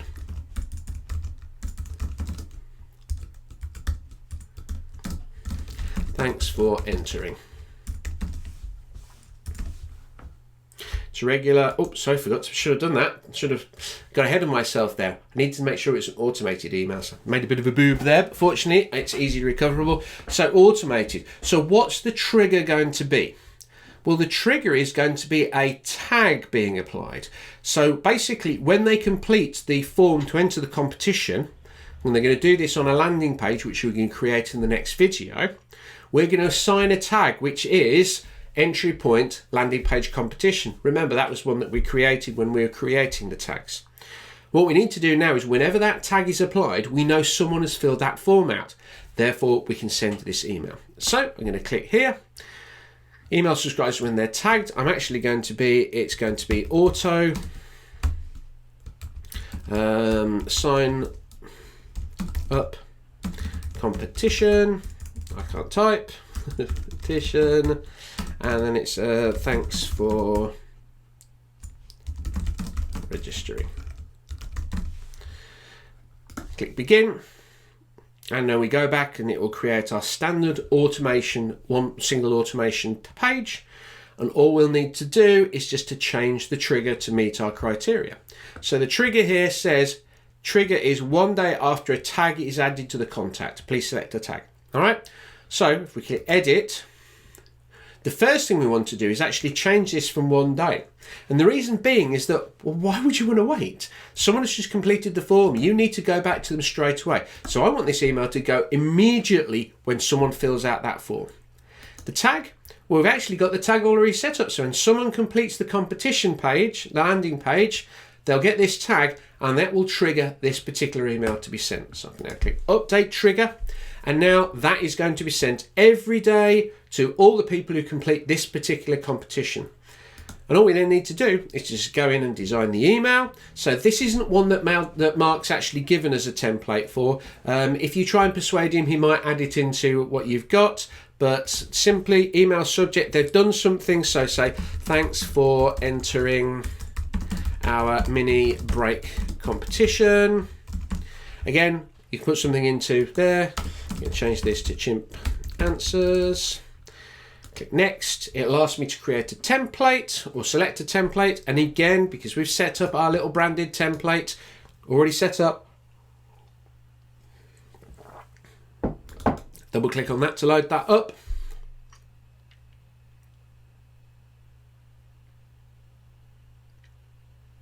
There we go. And now we can obviously put all the information that we wanted to put in here. So thanks for your interests.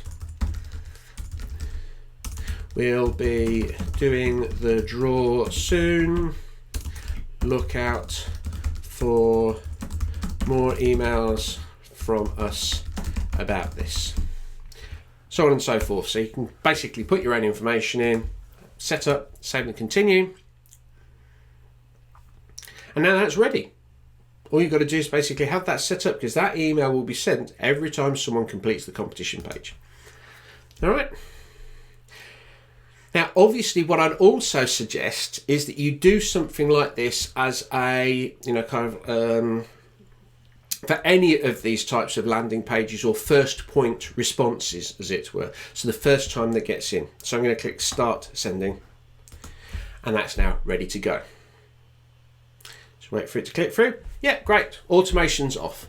All right, so what we're going to do now is we're going to create one more automation, and this is going to be your welcome sequence. Now, the welcome sequence goes to basically people who have who are guests who have not actually visited yet. They're actually signing up outside. So there are actually two types of welcome sequence. The sequence that Mark's got. So if I go back to templates, and you go down here, templates to turn lookers into bookers.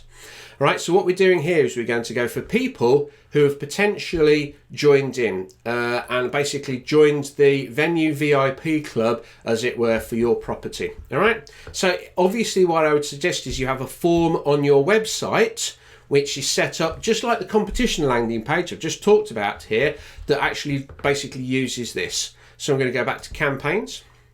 What we're going to do is we want to basically use this to send via a tag. And the reason we want to use a tag is because we've got our entry point homepage form tag. So this automation is going to be specifically for people who sign up in that way. Remember, the whole idea of automation, it's specific to the way that what you actually want. In our instance, it's specific to the basically a specific way they've signed up, which is the homepage. So if we click this, email subscribers when they're tagged, obviously you want to change the name to auto sign up home page. Click begin. And again, the tag we want to assign to them. Wait for it to load up. Trigger 1 day after the tag is counted. No, we want to send it straight away. So what we're going to do is go over here, change this to immediately, and we want to select the tag, which is going to be the home page tag. So click update trigger. So that's all done. So literally what we can do now is we can click on design email.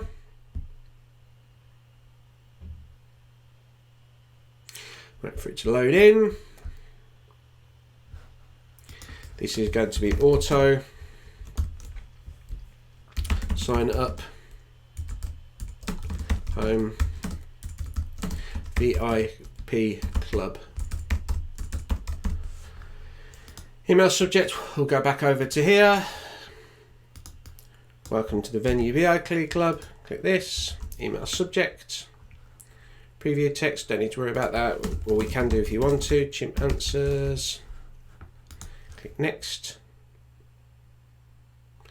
So we've got our templates. We can put our template. So let's select our saved template again. And then all we need to do in the design section is go back in here, copy and paste the information.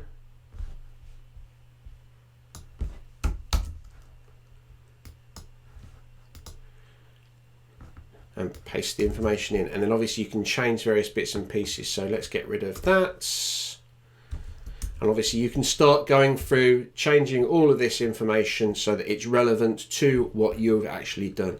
And again, I won't go through the process too much, but you can just go through, read it, and as you go through you'll obviously edit it as you see fit. Click save and close, click save and continue, wait for this to load up, and it's all done. So now what we can do is we can click next, and that email will now be ready to be sent.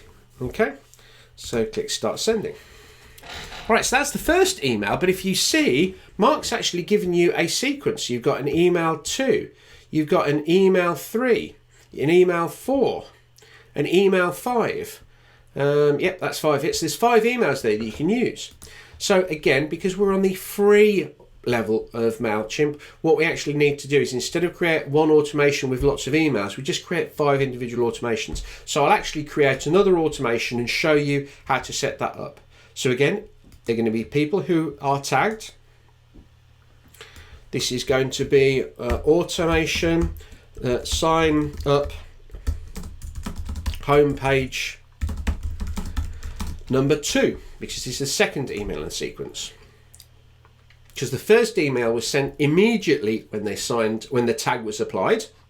So what we're going to do now is actually going to send this 1 day after the tag was applied. So it basically as if it's being sent 1 day after the first email. So change 1 day, select a tag, form homepage, update trigger, happy with everything, the name is fine, so I can now go to design email. I can go into the templates to get the name of email to, subject hidden gems not to be missed. So go over here, email subject hidden gems not to be missed. I'm going to give it the name, same name as I've used already, homepage number 2. Robin at Chimpanswers. Click next. Select the template.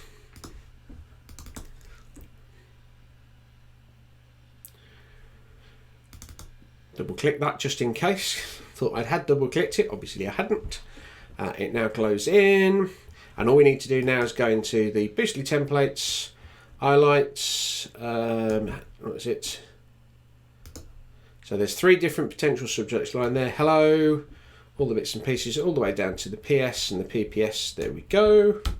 Do that, copy that, paste that in, do all the various changes that you need to do, all the various bits and pieces that you've got there. Click save and close, save and continue, and the email is now ready to be set up and sent, and it will go 1 day after the tag's applied, whereas the previous one went the time the tag was applied. So this is like a 1 day, and obviously if you want to send an email a day after this, you basically set up the whole automation. You would actually put the trigger 2 days after the contact is tagged. And if you've got the next one, you want 3 days after the tag is added. All right, so that's basically how you daisy chain each of these individual emails, but turn them into a sequence of emails that actually go out. So we'll click start sending, and there we go. Everything is now set up for each of those automations to basically work. So if we now go over here to campaigns and click on campaigns, got all campaigns up here. So what I'm going to do now is I'm just going to go down here to ongoing campaigns, and that just highlights all of the automations. And as you can see, I've got 4 automations that I set up. I've got my date-based referral request, I've got my competition thank for registering email, I've got my sign up homepage, and I've got my sign up second email for the homepage. So they're all set up. So that's basically going through the whole process of segmenting and also the creation of the email automations. In the next video, we're going to focus on data capture. We're going to talk about forms. We're going to talk about landing pages. We're going to talk about the process of adding information manually to existing records, such as the date that they actually visited. And we're going to talk a little bit about using the information in the database to create broadcast-based emails. And obviously we're also going to do some testing. We're going to actually put the information, put some test emails in, and I'll show you how to create lots and lots and lots of test emails that won't mess up your existing email account, to test the system and make sure that it works. So look out for that video, data capture and testing. We're going to be covering that extensively. But for now, thanks for watching, and I hope you found this useful. Hey guys, and welcome back to this video in this series of how to actually set up some emails and automations for your hospitality venue. This video is going to focus all about capturing data, and if you've seen all the previous videos, and if you haven't, then I really suggest you go and have a look at them. Then obviously this is the natural next step in what we're going to talk about. We're going to talk about how we actually get the information. So again, without sounding like a stuck record, I am going to bring to you back to the specific plan that we've talked about. So we always talk about the emails that you want to send, the information that you need to be able to send those emails, where the information is going to be stored in MailChimp, and then obviously how are we actually going to get the data there. And that's what this section is all about. We've covered the previous 3 parts. We're now focusing on actually the data flow, the capturing of the data and getting it where you need in MailChimp. So there are a number of different ways that you can capture information and put it into MailChimp. Okay, You can obviously do it manually. You can get people to fill out a form. You can kind of like get that information and just use I always call it, do the 10-digit interface. What are the 10 digits? These 10 digits, yeah? If you use basically if you're just typing them in, that's certainly a valid way of getting information into MailChimp. And in many instances, it may be what you actually do. Obviously, however, there are some better ways of doing it, which mean you're not involved. And obviously, forms on a website is a great example of this. This allows you to not be involved, and it just means that there is a direct flow from the form, which is filled out by the customer or prospect, which pushed into MailChimp, pushes the right information into MailChimp to send the emails you want to send. It's exactly the same with landing pages. We're going to be building those in a little bit, but MailChimp allows you to create landing pages. This allows your customer or prospect to complete that landing page, and then the information that's on that gets pushed into the particular part of MailChimp, which allows the emails to be sent. And then finally, it's something we're not really going to cover at all today because everyone's got different systems, but you can actually integrate various other systems that you may have in your business directly with MailChimp so that they push information into MailChimp. Okay, again, can't get into the level of detail on those too much because I know that you're all using different ones, but it is something that you can do. You can connect the two up so the data gets into MailChimp. So let's go back to our emails, and obviously a lot of information here that we've already covered, but just as a refresher, we're going to be focusing on 4 different types of emails. We've got our welcome email, which is going to be triggered when someone signs up and potentially could be varied depending on whether they are a business or a consumer. From a capture process, well, this is going to be forms or landing pages. So someone fills out a landing page, someone fills out a form, you need to kind of like have that connected up. What about emails to recent guests who are asking for referrals? Well, we know the data what we need. We know the trigger that we've got to actually get to send those emails. So how are we going to get the information? Well, in most instances, we're actually probably just going to key it in. If you're a relatively small business, it's probably just as easy for you to go into MailChimp and add a departure date. It might be that you want to integrate this with one of your management system, as it were. But this is, I'm going to be covering this, just adding the information directly. Then you've got emails to older guests. And again, this is a very similar email to that kind of like recent guests asking for emails. We know the data we need. We know the trigger that's going to send those emails. So all we need to do is make sure that we're putting that information directly into MailChimp. And then finally, we want to send an email to those people who've responded to a specific promotion. Now, we know the information we need, because we covered that. We know the trigger that's going to trigger those emails to be sent. Capturing wise, well, again, that's going to be forms or landing pages. And what we'll be doing is we'll be basically going into some of the principles that I would really recommend you look at when it comes to forms and landing pages. Now, one last thing before we actually go and jump into MailChimp and actually start playing around with forms and landing pages, and that's testing. All right, now is the best time to talk about it, because once you've built your forms and landing pages, you'll want to test them. You want to complete that form and have it go through to MailChimp and have that email automatically sent. But the problem with testing is the fact that, generally speaking, you've probably got just one email address. And if you're going to test this multiple times, the email, basically, it won't work. You really need to make sure that you've got a process that allows you to test things. It is key. If you don't test it, you're stuffed, basically, because you're not sure it's going to work, and that's going to mean that emails are going to go to the wrong people at the wrong time, and that's all going to be counterproductive. Now, as I said, the problem with most of us is that we've just got one email, and if we use that email to test it once, it then can't really be used again because of the way that MailChimp works. So what you want is you want an unlimited supply of emails. Well, like, how can you get an unlimited supply of emails? Well, you can, because you use Gmail to create what I call disposable email addresses, and that will make the whole process a lot easier. So how do you do this? Right, well, you go and create a free Gmail account. So just go to gmail.com and create a new account, completely free.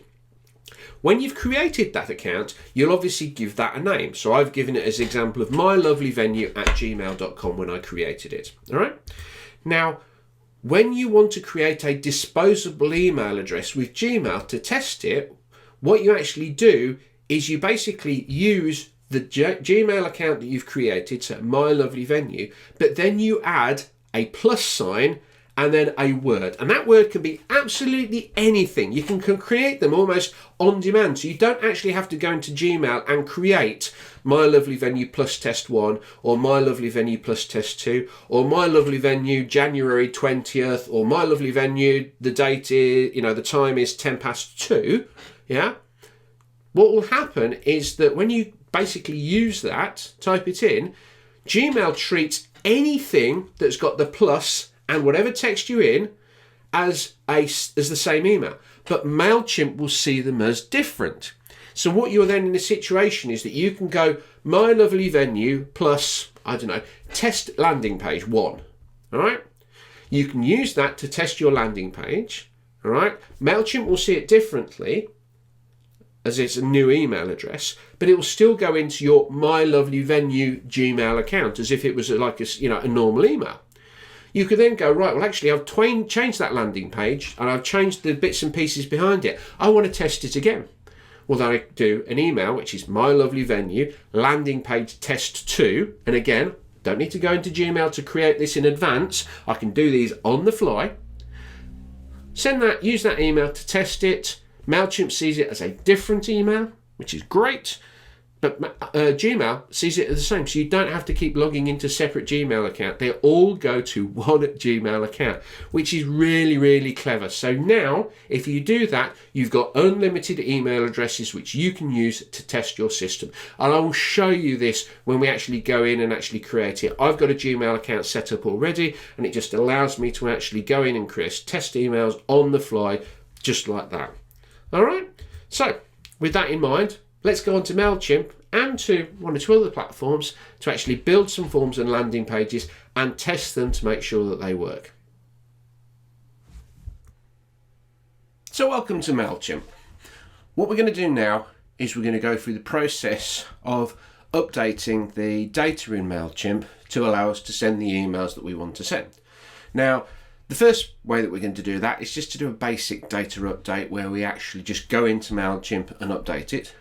Then I'm going to create a landing page and show you how to go through the process of creating a landing page.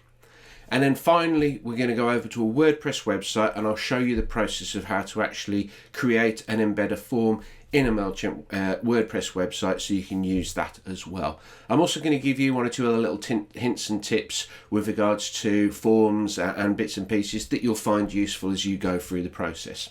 Okay, so the first thing we're going to do, like I said, is if you go back to our 4 emails, let's focus on the 2 emails where we had direct information that we needed to put into the system. So that was the lapsed customer email who hadn't been for a fair while and the referral request that we wanted to send to someone 7 days after. All right. So basically the only information that we need to have in the system is going to be the actual departure date. All right. So hypothetically, let's say that you've had a couple of visitors who come in recently and you want to update the system. Right. All you need to do is you need to go over to Audience.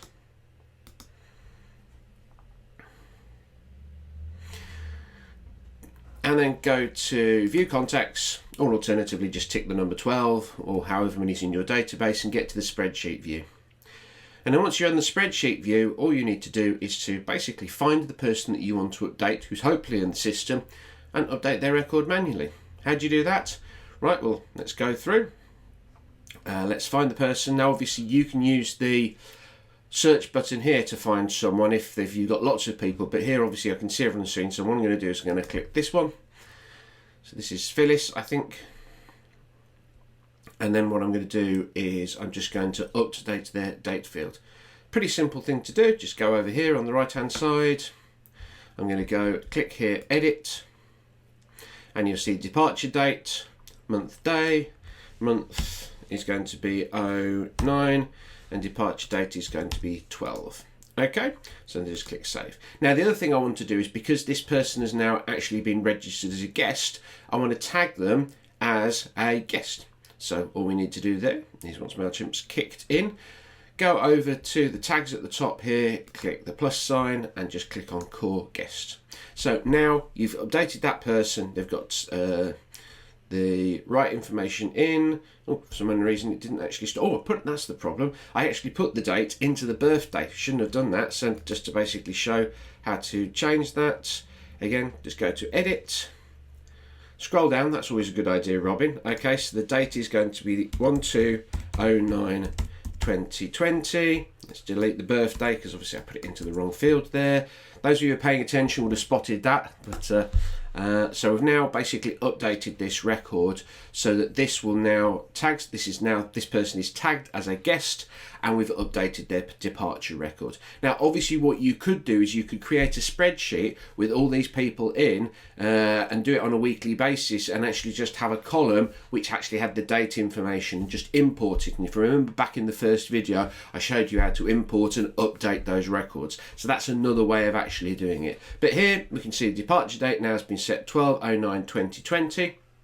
If we go over to campaigns and we look in the specific campaign for the, let's wait for the long-term customer.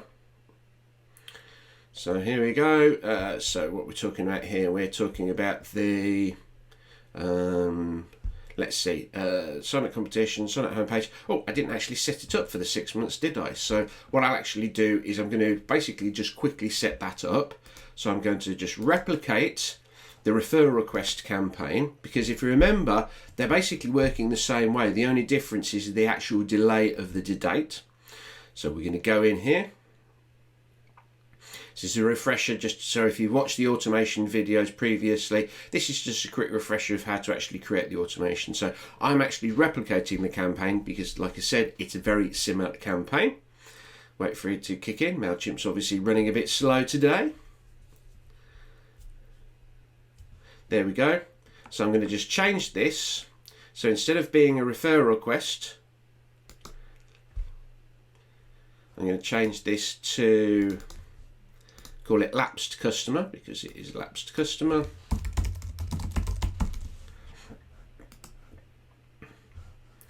Change departure date, that's fine, but all I need to do now is, instead of say 7 days, I need to set this at a particular time period over a longer period. So theoretically, and you can have up to 999 days here, but basically we want to send this probably about, between 6 months after. So let's just roughly say that's going to be 180 days after. All right, click update trigger. Okay, it's going to schedule. I've got no conditions, all the bits and pieces. I could go in and design the email, but you've seen me design an email before, so there's not really any worthwhile reason to do that. So for now, just click next. And what this will do is allow me to actually go and set this automation as live. There we go. And now I just need to wait for it to fully load in, because it's still having a bit of fun. There we go. Click start sending. And now this automation is live, and hopefully it will add the person who we've just done, Phyllis, to the queue. And how can we check that? Well, if we go to our campaigns tab, and then we go and look at this specific campaign.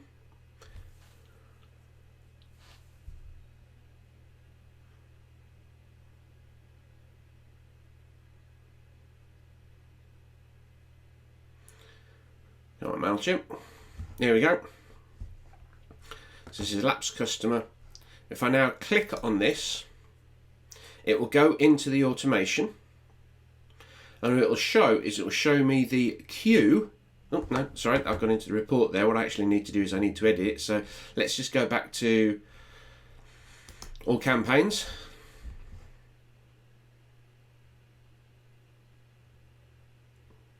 Wait for this to roll through. If I go over and click drop down menu and click edit, it will show me how many people are actually in the queue to receive this email. So here we've got view queue, 180 days after departure. If I click on view queue, it'll open up another mini window. There's the mini window.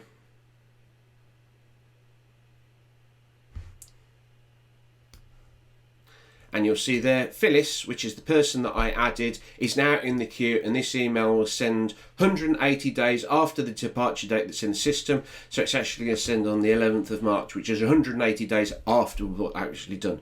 So all I need to do now is that information, that's set up, it's live. So basically whenever 180 days is reached after someone's departure date, the email was sent. Now it will work on backdated. So obviously you saw there, I put a date in for, I think it was the 9th of September, all right? And because it was the 9th of September, MailChimp automatically calculates 180 days from that point. So you can actually, if you want to, go in and actually put all the people who've had any, who visited you for the past 180 days into the system, and MailChimp will automatically send them an email when that 180 day kind of like hits, as it were. So you can actually backdate it. So if you've got data that goes back a couple of months, put it into the system, and 180 days later, not from today, but from when the date in the system is, they'll actually receive this particular email. Okay, so that's how you actually just go in and update the information on a normal basis, so that's where you can add in those departure dates, and that will automatically trigger those emails. All right. The second thing that you want to be doing is obviously talking about how we actually get data into MailChimp, is to go through and create a MailChimp landing page. All right. Now, landing pages are very good at handling people from a very specific point of view. So creating a landing page allows you to capture people's information through a form. But the great thing about the landing page is that, unlike a page on your website, your landing page is very, very specific. Its purpose, to some extent, is actually get people to fill the form out. So from that point of view, you can actually create a landing page. You can create as many landing pages as you like in MailChimp. It's one of the great things about it. And then that landing page can be connected up to your database, and it's a great way to drive traffic too. So if you're doing the competition, so you could have, if you wanted to, you could have a competition of the month and just create a different landing page each time. And as long as you're making sure that people are being tagged appropriately, everything's fine. So let's go and actually build a landing page in MailChimp. So how do we do that? Well, we go over to the Create Campaign button, and then we scroll down, and we want to create a landing page. So what's the landing page we're going to name? So what we're going to do is we're going to call it LP, just because, again, I like to have a way of describing each of these campaigns, and it's going to be my competition page. And click begin.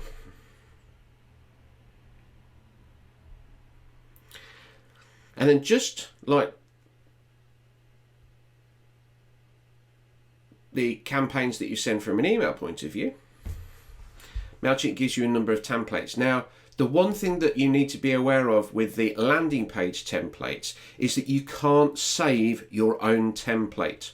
So what I would suggest that you do is, once you've created your base template, which has got your logo on and the right text and other bits and pieces, if you want to create another landing page, I would very much recommend that you just replicate the previous landing page, because that'll have all your fonts, text, all the logos, bits and pieces, and then change the text and obviously change the way that it's set up. But for the purposes of this example, I'm just going to click on the lead generation example over on the left hand side, because there's lots of different designs here, but don't worry too much about them. Just basically, again, take it down to its brass tacks, break it down to its roots, just like we did with the standard email campaign, and then add your logos, your typefaces, everything in as you see fit. All right, so now it's just going to load this in. MailChimp is running very slow today, so I do apologize for that. Just wait for it to kick in. Here we go. And here we are for our landing page. All right, so again, what we want to do is, you see all the things that you recognize. Didn't put my teeth in today, over on the right hand side, but a couple of other things. So you can see it's got a payment button, so you can actually set up to have payments, or you've also got the ability to add in a form, which you can see over here on the right hand side. Okay, so what I'm going to do is just going to delete all the various things from the template and take it down to its base level. So just delete all the various bits and pieces. Delete that, delete that, delete that, delete that, delete that, delete that. And then obviously we've got the footer at the bottom. Okay, and obviously what you can do now is if we go over to the right hand side and click style, you could style each part. You've got the header, you've got the body, and then the footer. So the body, we want to have a white background to that, so I'm just going to click on body, click on color, and click on white, and that's now done. And the footer, because I want the footer to be a specific color, our brand color as it were, I'm just going to click on footer, go in here, and change this to a code which represents the color that we've got. Just do that. That's the purple. And there you go. So then you've got your base template. So again, what you can then do is you can basically bring your image over to the header. So again, you want to have your kind of like, so your brand logo as it were, because again, the whole idea of this is to make sure that things are branded. So I'm going to insert the logo here. And again, that's a bit on the big side. So I'm going to bring that down to that. And then what I want to do is basically bring across text. All right, now I'm not going to sit here and spend forever talking about the power of text and the flow of text that you actually want to put into a landing page.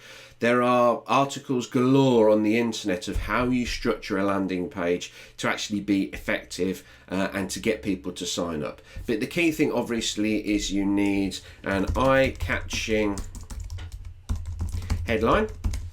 I'm going to highlight that, click on styles and make that heading 1. And then we want a kind of like a getting people interested text block underneath it. And then one of the things that I find really powerful with landing pages is if you're getting people to kind of like want to sign up, what you want to do is you want to present a problem and then present your solution, and the solution is what you're giving them. So if this is your kind of like get a free mini break, almost the, you know, kind of like the problem that they're going to have is you can't find the time to get away, you don't know where to go, and wouldn't it be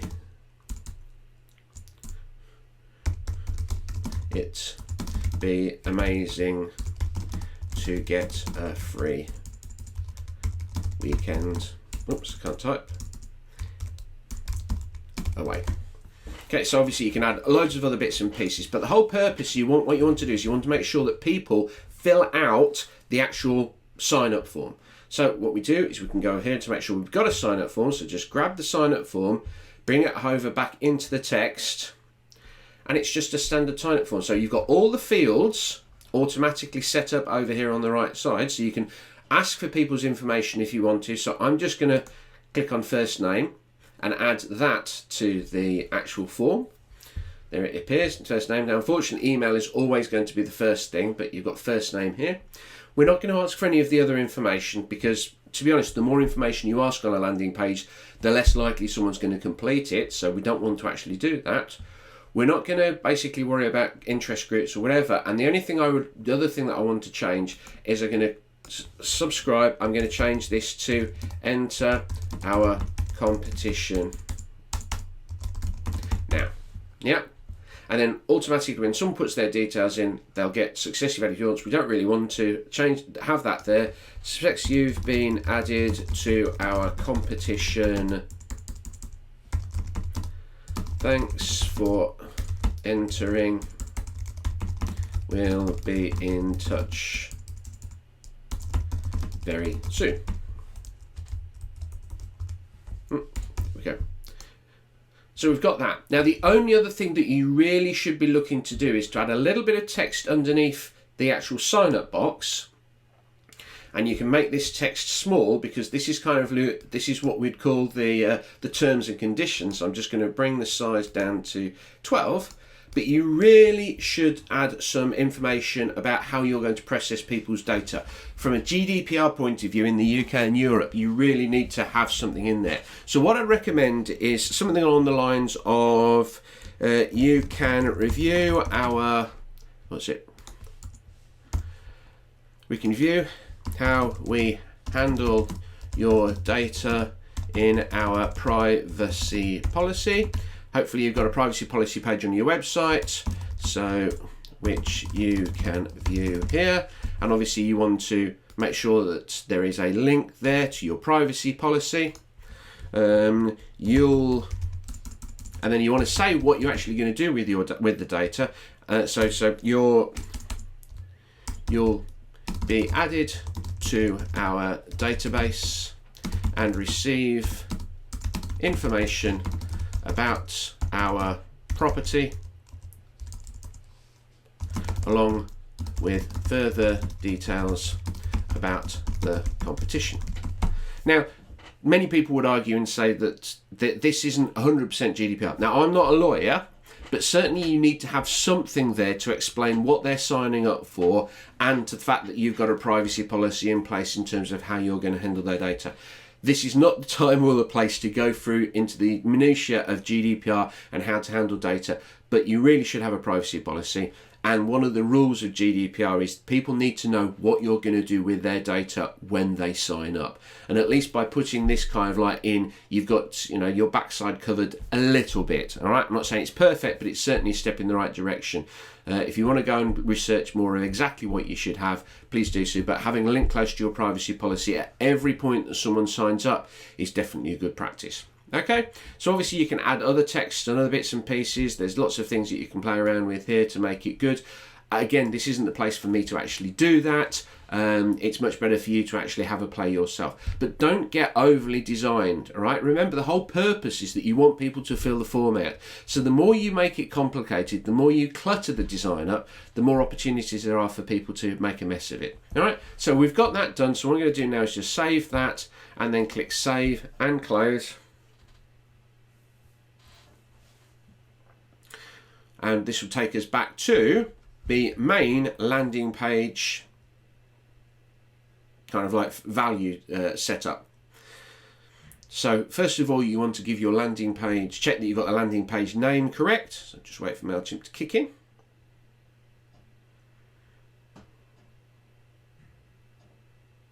There we go, so you've obviously got the right name. MailChimp gives you a URL, so what you want to do is probably edit this URL so that it's a little bit more, how should we say, appropriate. Okay, and this is where MailChimp will store your competition. They'll store it at this particular address. So when you're sharing it, this is the URL you want to share. Now, if you want to, you can actually create a custom domain and actually host your landing pages there. Now, again, don't do this unless you're competent with playing around with DNS settings and other bits and pieces. So this is the type of thing that allows you to, instead of having it as MailChimp /blurs/competition, you can potentially have your actual domain. So it could be my.lovelyvenue.harrogate.com/competition. So you can actually make that as a branded one, but that's a conversation for another time. So click that. Just wait for this to save.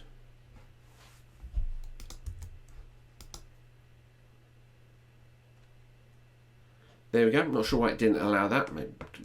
Right, so key thing here though is audience and tags. All right. Now the reason this is key is because remember, what we want to do is when someone fills out this form, we want to tag them because we know that that's what they're interested in. So I'm going to go over to here, click Edit Audience.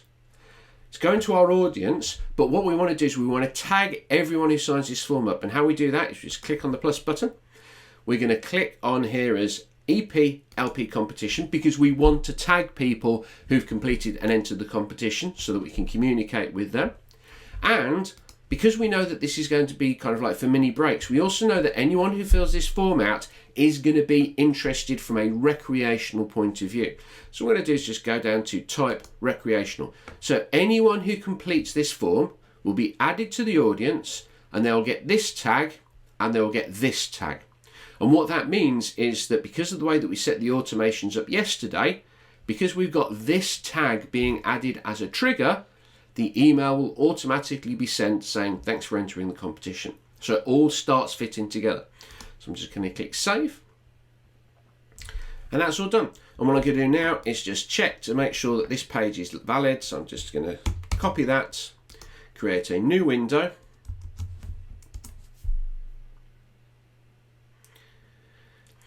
And here's that page completely live. Oh, didn't work. Let's see if because I haven't published. You've always got to click publish. Getting ahead of myself there. Click publish. That page will now be published. And now if we go over here, if I refresh this, hopefully, there we go. Our competition page is set up. So now we can complete that and add people to the system. Okay, so what we're going to do now is actually going to test this. All right, now if you remember, what we were talking about from a Gmail point of view is the fact that you can basically create a free Gmail account and use that to create completely on the fly things. So I'm going to basically I've got my Gmail account. So my Gmail account is Robin Adams Mail. And then instead of just clicking at Gmail, I'm going to go plus, and I'm going to go Boostly test at gmail.com and click Robin. All right. So this will actually go to my main Robin Adams Mail Gmail account, even though it's got this plus Boostly test at the back, but MailChimp will see this as a separate email address and therefore treats it differently. So I could now do this. I could click enter our competition now. I could refresh this window. So hopefully it will go back to the form, and I could type in Robin Adams Mail plus test Boostly 2 at gmail.com. MailChimp will see these two emails as separate, but Gmail will see them all coming into the main Robin Adams Mail root domain. So let's change that to Peter and click enter our competition now. Okay, so what we can actually do now is we can go back into MailChimp. We can go into our audience because we've just added 2 new people to the audience, and you'll see that these numbers have actually gone up. Now, just for reference, these numbers, sometimes there's a little bit of a lag. And I know we've added 2 people in. This is only showed as 1 added at the moment. All right, but what will happen is when we actually go, hopefully, both of them will actually be in the database, and it will actually be up to 14. So don't read those numbers as they're not kind of like, they don't update instantaneously. Sometimes there is a little bit of a lag between them actually being added to your database and whatever. You can see now it's now updated to 14. And yes, we've got 2 new people into the database. We've got the test Boostly 1 and Boostly test, this is the Boostly test 2 if I'm not mistaken. You'll see both of them have got the tags. So they've both been assigned those tags. Yeah, they both show that where they first signed up was the landing page. And what we can actually do is if we want to go and check about those campaigns. So remember, we set up a competition campaign. Go click on the campaigns, wait for the campaigns to load in. Here we go. You'll see the competition. We'll see 2 visits and 2 clicks to the actual landing page that we set up. So we can actually track how many people have gone through the process.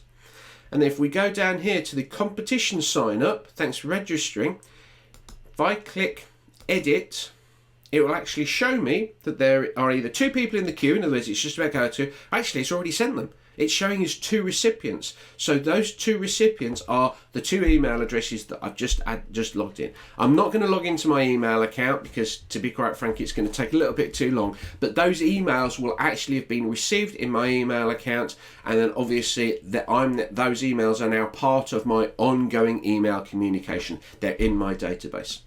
So that's how we set up a landing page in MailChimp, how we make sure that that landing page is connected to the tags, and obviously previously we set up an automation which was triggered when the tags were assigned. So we've now got all of the steps of the process. So all you need to do now is put a social media post out there which says, interested in a mini break, visit this page to register. You give them the link of the landing page, they go, they complete the form, they get added to the database, and they receive the thanks for being part of our competition, look out for more details. And it all flows through very nicely indeed. And you've just seen also how we can actually test that by using the Gmail disposable address setup, by adding the plus blah blah blah after your core email at gmail.com. And then Gmail treats that as one email address, so you don't have to keep creating lots of different email addresses, but MailChimp keeps those separately. So it means that you've basically got the ability to create unlimited test emails without having to actually create them, as it were. So that's great. And we've seen that that actually works all the way through. People have been added to the database and they've received the email. So A, B, C, all nicely flowing. So that's all the stuff that you need to know with regards to landing pages and with regards to testing. The one last thing I'm going to do is to show you quickly how you can actually embed a form in a WordPress website. Now, the one thing I will say is that MailChimp does provide you the ability to create embedded forms itself. If you go to Audience, and if you then click on the Manage Audience and click Sign Up Forms, MailChimp gives you a number of different sign-up forms. Okay, it gives you the hosted sign-up form, which is actually behind the form builder. It allows you to create HTML code and embed it in your blog. All right, right. If you are using a WordPress website, do not do this. Use a WordPress plugin to create your website form. It's a lot easier, it's a lot simpler, and gives you lots more flexibility, and that's what I'm going to be showing you how to do. If you don't have a WordPress website, then you may need to use these embedded forms, as it were. They're fairly self-explanatory, but realistically, if you can find a way of using a plugin for whatever platform that you're using, and that plugin integrates with MailChimp, then that's really the route to go, because those plugins are designed to be easy to use, and they're a hell of a lot easier and simpler than trying to embed a specific code on your website. All right, so with that in mind, we're going to go over to a website and we're actually going to embed a form, and I'll show you the process to go through for that. So the last part of this particular video is going to be how we use a plugin to create a form and connect it to MailChimp within a WordPress website. WordPress is pretty much the main platform that most small businesses use to build their website, so hopefully it's something you're familiar with and you use. All right, so what I'm going to do is I've basically logged into my dashboard. I'm going to go to plugins, and I'm basically going to add a new plugin. Okay, so let's go to plugins, click add new. And it'll now allow me to search. Now, this one I'm going to search for is called Yikes Easy Forms. Okay, so this is a free plugin there. So there's your Yikes plugins, Easy Forms from MailChimp from Yikes. Okay, click Install now. Once that's loaded in, I can now click Activate, and it'll basically set the form tool live. Here we go, and over here you will see Easy Forms on the right hand side. Okay, so the first thing we need to do once we've actually installed the plugin is go to Settings, and what we need to do is we need to basically connect the form on the website to MailChimp. And the way that we do that is we basically get what's called an API key from our MailChimp database. So we go over to our MailChimp account. We go to the account settings, so click on account, and then within this section we then go to the wait for it to load up, there we go, the extras, and you'll see API keys. Now what an API key is, basically it's a long list of characters that is pretty unique, as it were, that allows them to recognize that this is coming from MailChimp and those two accounts need to be linked. Okay, so all I need to do now is click Create a Key. MailChimp will create the key, and I recommend that you label it, because if you're going to be creating a number of these keys, it's always used to. So what I'm going to do is go Yikes Easy Forms. I'm then going to copy my key and then go back into the settings that I've done. I'm going to paste it into this block and click Save Changes. And hopefully it will tell me that there is now a key. So settings successfully set up. So we've now got this connection. All right. Next thing we want to do is we actually want to create the form. So we go over here to opt-in forms. No forms created. Okay, but you can already see over here on the right hand side it's showing that it's automatically collected to our MailChimp account because it's pulled this information in. So that's great. So what we need to do is we need to create a form. So quite simply, we're just going to call this a homepage form. because this is going to be the form we're going to have on our homepage for people who are making an initial inquiry as per the automation we've already got set up. So all I need to do now is, once I've described that, I'm going to just click create. And what it will do is it will create that form and allow us to actually start editing it. And editing a form is exactly the same way as we did when we were playing around on landing pages. So here we've got all the fields which it's pulled in from MailChimp. So what I want to do is I want to bring first name across. Click add to form builder. And I want to click email address and add to folder. Again, I don't want to ask for too much information. The more information you ask on a form, the less likely someone's going to fill it. It's a concept called form fatigue. So you get more tired the more fields that you've actually got to fill in. So if you just make it simple, first name and email, that's great. Now, the only other thing that we want on this particular form to happen is we want to tag people.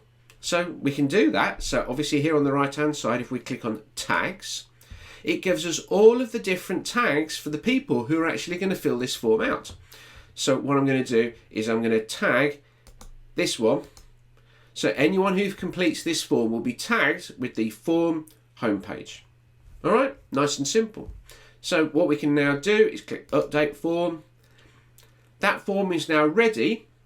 And what we just need to do is check some of the settings over here on the right hand side. But to be quite frank, all we then need to do is actually to just basically put this shortcode into a page and the form will automatically appear. So let's just check. So going to settings, yes, it's going to the right setting list. It's going to, right list within MailChimp is the boostly test. Opt-in settings, I'm going to set it as single opt-in. I'm going to update the records and I don't want to send an update email. And then finally, submitting settings, I'm just going to check anything there. I'm just going to make sure that we update as opposed to replace anything, and you can read through those again at your length, but they're all relatively self-explanatory. But what you've got now is you've got a particular form, very simple form that we created. So we can click over here, we can check the code. So just going to basically copy the code and then go to pages,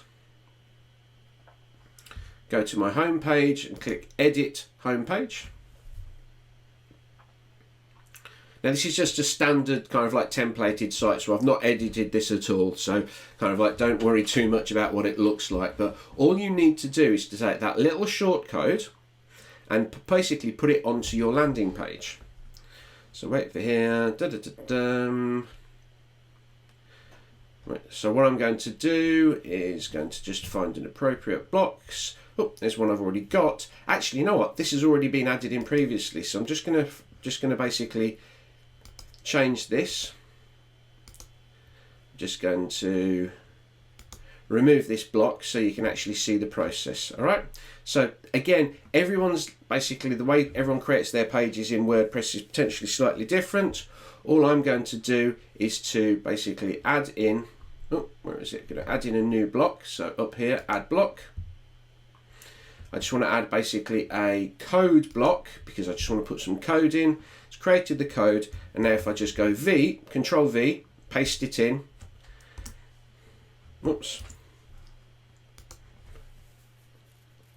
Then that should hopefully create the page. So if I now click update,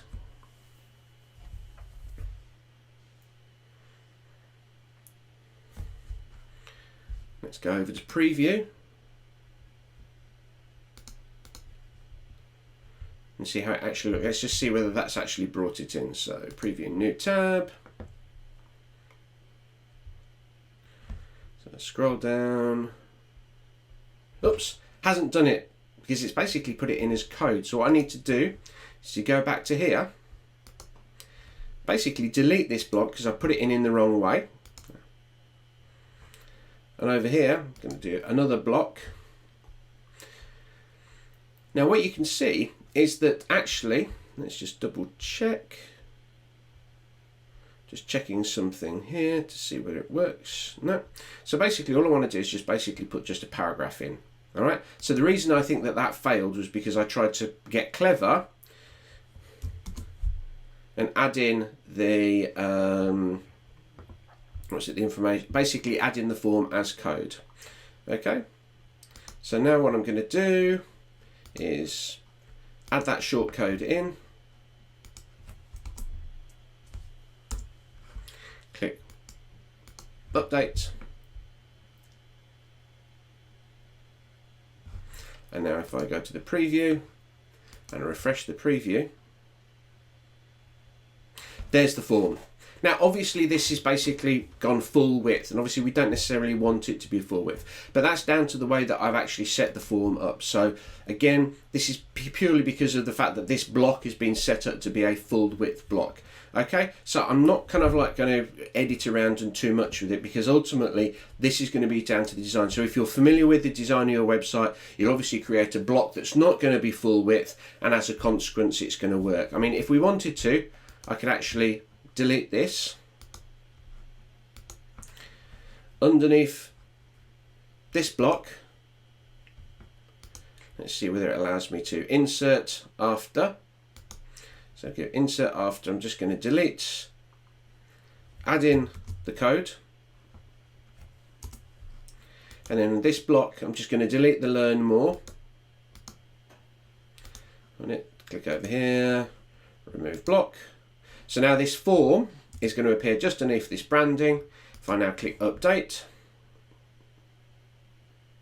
that's now updated. If we go over to the preview and I preview again, there we go. And you actually see now it's added it in where I actually put it within that block, so it's not full width. So there we have a form that works. So all I'm going to do now is just do a quick test. Type in Robin. Email address, remember, Robin Adams Mail. This is mine, you obviously need to use yours. And I'm going to call this homepage test at gmail.com. Click submit. Thank you for subscribing. So now if we go back into MailChimp, if we go to Audience, we can see we're now up to 15 subscribers. So it's obviously added it straight in, so we know the connection works. So we can actually look at the subscribers. Wait for it to load in. And we should see our new homepage test email address. Keep fingers crossed. There we go, homepage test. And we can see it's added the tag EP form homepage. And one last thing, if we want to just make sure that this email has actually been sent, we can go into our campaigns tab.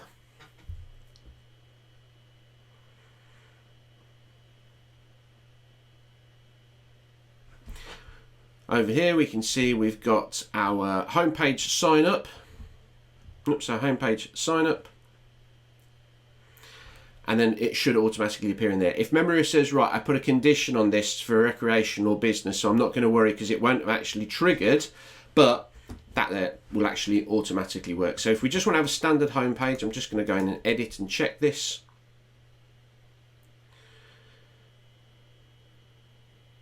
Yep, it's actually sent. So everything's set up immediately after tag is added, EP homepage there. So you can see that actually that has gone out to everyone. So that's the process of adding a form to a WordPress website using Yikes Easy Forms, making sure that it's connected up into MailChimp to push the right information in. And now we know that when this form is completed on your website, people add it to be the homepage tag, it'll be added to your MailChimp database and the email automatically sends. And there you go, that's how it all fits together. So you basically now we've talked about the segmentation automation side of things, and we've talked about how you can go into the data capture. I'm going to do in the next video is just give you a couple of ideas and thoughts of different ways that you can use some of the technology that I've just outlined to actually build a really effective system for your business. And that's what this is about. Everything that we've talked about here is very easily replicable, but you've got to go back to those 4 steps. The emails you want to send, the data that you need to send those emails, where you're going to store that data in MailChimp, and then how you're actually going to get the information there, and it all flows through like that. Hope you found this useful. I'll look forward to seeing you in the next video. Hi everybody, and welcome to the next video in the series of MailChimp advice, tips and guidance videos that I'm producing for the Boostly Academy and for you guys out there. This video is going to be focusing on the 9 most common mistakes that I see people make with MailChimp. Alright, so we're not going to be diving into MailChimp as such. I've covered that quite extensively over the last few videos, and hopefully you've got a real good feel for using MailChimp and playing around with it now. But the key thing you need to be aware of is that most of the time when it comes to success with email marketing, it's not actually the tool that makes the difference. It's the strategy and tactics that you're putting in place, and also avoiding some common mistakes. And that's what this video is going to be all about. It's about avoiding those obvious mistakes that I see again and again people using MailChimp make, and making sure that you don't fall into the same traps as they do. Okay, now I've done this video before about kind of like 12 months ago in the group, but I've updated it for 2021 and I've added a few extra bits and pieces that I've seen. So even if you've seen this before, there will be some new stuff in here. And to be quite frank, I could probably show this to most people and then come back in 6 months' time and they probably would have not remembered what I actually said. But these are the obvious mistakes that you need to avoid when you're doing any sort of email marketing or MailChimp. If you avoid these, you're going to be much more successful with what you're doing. All right, so let's actually go and have a look at these mistakes. Okay, so the 9 mistakes of MailChimp. That's what this video is going to be about. So let's go straight into it. And mistake number 1, hopefully something that you've picked up already in the previous videos, but having more than one audience in your MailChimp account. The fact is that you do need to be segmenting your audience. I've mentioned this several times before. A key element of success in marketing is segmentation. Being able to be specific to a group of people in your audience who have something in common is essential for success.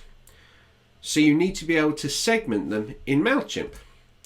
So what's the best way of doing it? Well, I think you probably know the answer to this already. Now, most people start by segmenting through separate audiences MailChimp. Now, if you're on a free account, you no longer have this option, but 3-4 years ago, it would be regular that people would create a new free account and then have one audience in there, and then they'd add another, and then they'd add another, and it would just get very messy indeed, okay? The audience is the core building block of MailChimp. People subscribe or unsubscribe from list or audience, and you obviously send emails to a list or an audience. But unless you've got a really good reason, you should really only have just one audience in your database. Which means that when it comes to multiple audiences, this causes problems. Because if you want to send an email to everyone in your database, but you've got more than one audience, well, you can't. It's just not possible. You've actually got to send 2 emails. And to be honest, there are a whole multitude of other issues with regards to having multiple audiences. And this is why the goal is really just to have one list or audience, but use groups or tags to segment the database. Now, I've mentioned tags already. We used tags in the previous videos, and I really recommend that you get your head around the whole concept of tagging, because they're fantastic. You can use them in a whole variety of different ways. Now, like I said, I would suggest that you have some tag structure so that you kind of like, you track your entry points. You can tag your kind of like types of customer. You can even track where they are in a sequence of emails. So you can have, say, a tag for welcome, a tag for kind of like ongoing, a tag for customer. Different ways of understanding where they are in their journey from being didn't even know you existed to you're the best thing that I've ever met, and trying to make sure that you're tracking that. But you can use tags for all of that, and I would recommend that you don't get too much into the weeds on this, because you know your businesses aren't that complicated, but you should really be trying to use tags to track the different sectors, certainly how people get onto your list, and potentially where they are in the journey, which typically is going to be whether they're a guest or whether they're just an initial inquiry. You can always use groups, so if you've been using groups up to this point, there's no reason to move to tags, as it were. But if you are starting out with segmenting for the first time, I'd very much recommend that you look at tags to do this. And like I said, they allow you to segment and split your database down based on interests, other factors, and as long as you can put people into the right tag or group, whether that's manually or through forms, you're basically going to succeed. You know, whole thing is about segmentation is that segmentation means that you're being more relevant to people, and the more relevant you are, the more likely they are to take an action. And that's what marketing at its core is all about. It's about being relevant, which is going to stimulate an action. The more relevant you are to someone, the more likely they're going to go, you're speaking to me, I'm going to pay attention, and as a consequence, they're more likely to take an action. So please, one audience only, that's the goal here. And if you want to succeed, use the tags to actually segment your audience. All right? Okay, so mistake number 2. something I'm called wanton chimp abuse. Okay, you basically don't want to mess with MailChimp. All right, MailChimp does one thing really well. It sends emails, and its goal is to get an email into somebody's inbox. Now, anything that's going to come between MailChimp and that goal is going to be seen as being a very bad thing by MailChimp. And because of that, it's actually got what's called something called Omnivore. All right, and now this is an inbuilt protection system that MailChimp's got, which basically means that it will try and track things that you can do to stop you trying to game it or to cheat. Because if you do, you're very likely to be found out. Okay? So, don't load emails in that you know are bad or haven't opted in. And I'll come to this in the next mistake I see. Because MailChimp will know. Don't send spammy emails, and don't send too many emails. Don't send pointless emails, because MailChimp's going to know. And don't add people from networking or other places that you've captured people's information without their approval. Because although MailChimp might not know, it's just not good etiquette. And this is the thing, is that not only are you going to be potentially undermining your legal ability to communicate with people, which we'll come to next, but the fact of the matter is that you're going to completely mess your MailChimp account up. All right? And that's something you don't want to do. So please, please, please, when you're using MailChimp, use it responsibly and ethically. I guarantee that by doing that, you are going to get a much better result. And when it comes to the legalities of kind of like sending emails, not getting consent is something that unfortunately has always been a problem, but now even more so with GDPR. Okay? So the fact of the matter is that, as I've said previously, you cannot just add people to your system and then send them emails. You just can't. All right?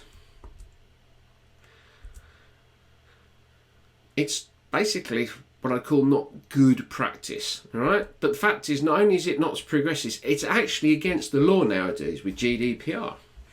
Okay? Because when it comes to GDPR, as businesses, there are a number of things that we can look at, but basically against GDPR, we basically need to be able to say that we've got consent to send emails, or we justify it with a legitimate interest that allows us to. So when consent is given, it needs to be informed. In other words, they need to know what they're signing up for. Okay, so what that means is that when you've got any form on your website or anywhere else, you need to make sure that people understand what you're going to do with their email, and ideally have a link to a relevant privacy policy close by.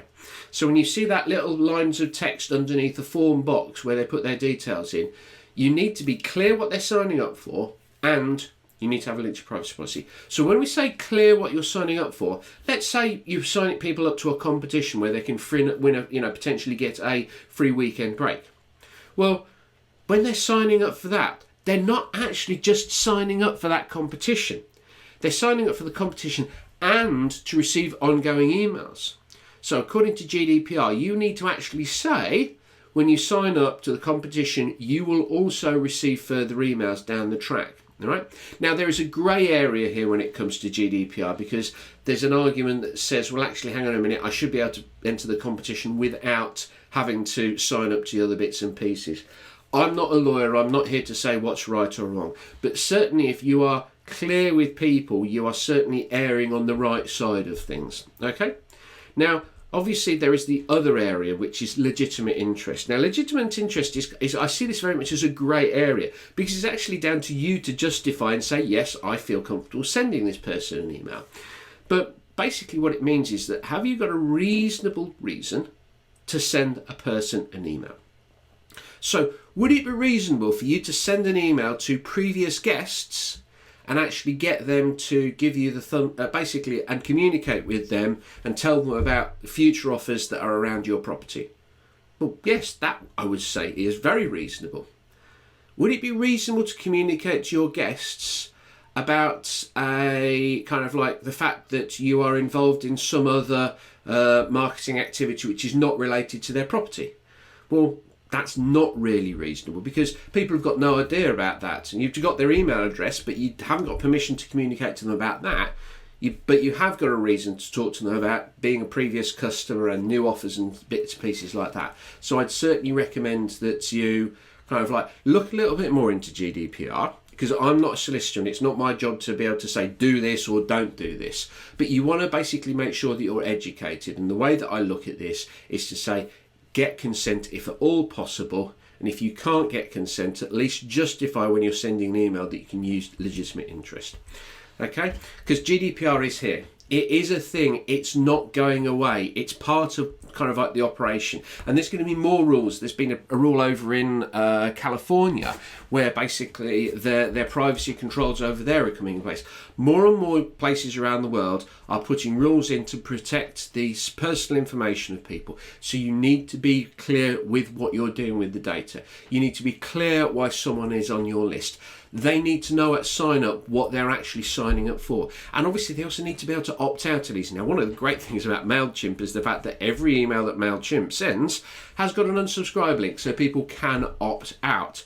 Okay, just for reference, this is why you should only have one audience. Because you've got two audiences, then they could opt out from one, but then they'd still potentially be in the other audience and receive extra emails, which obviously is not what you want to happen. So that's another reason why having one audience is good. But basically, you need to make sure that you are responsible and ethical when you're capturing people's data to make sure that your email marketing as a whole works. All right? Now, that's from a GDPR point of view, but there's kind of like people who regularly say, well, I don't care about GDPR. That's not for me. That's a choice that you've got to make. Just like, speeding on the motorway, there are lots of things that, are a personal choice. And obviously, if you get caught, you reap the consequences. But I want to bring back to one thing that I think really, really needs to be paid attention to, and that's consent. And consent really matters. Because if you can get consent from someone with regards to email marketing, it is a big key to success, over and above whether you're thinking about GDPR or not. Because think about it. When someone actually says that they're happy to receive communication from you, that means that they're actually expecting it. They're actually going to, and because they're going to expect it, they're probably more likely to open it. They're probably more likely to engage with it. And that kind of like, that's actually quite important, because getting consent, even if you want to use legitimate interest, getting someone to say, oh yes, I'm happy to receive that email. Well, like I said, that's great, because you're prepping them to receive the email. If you just send them an email without actually kind of like getting their consent, well, they're less likely to open it. And yes, I know that's kind of like common sense, as it were, but that means that you should really be looking to get consent at every opportunity. And just remember, this doesn't mean to say that you can't sell the benefits of consent. You can't tell them, well, if you are on my email list, we'll send regular discounts and competitions and bits and pieces. It's in your benefit to be on our email list. You can still do that, but you've got to get consent.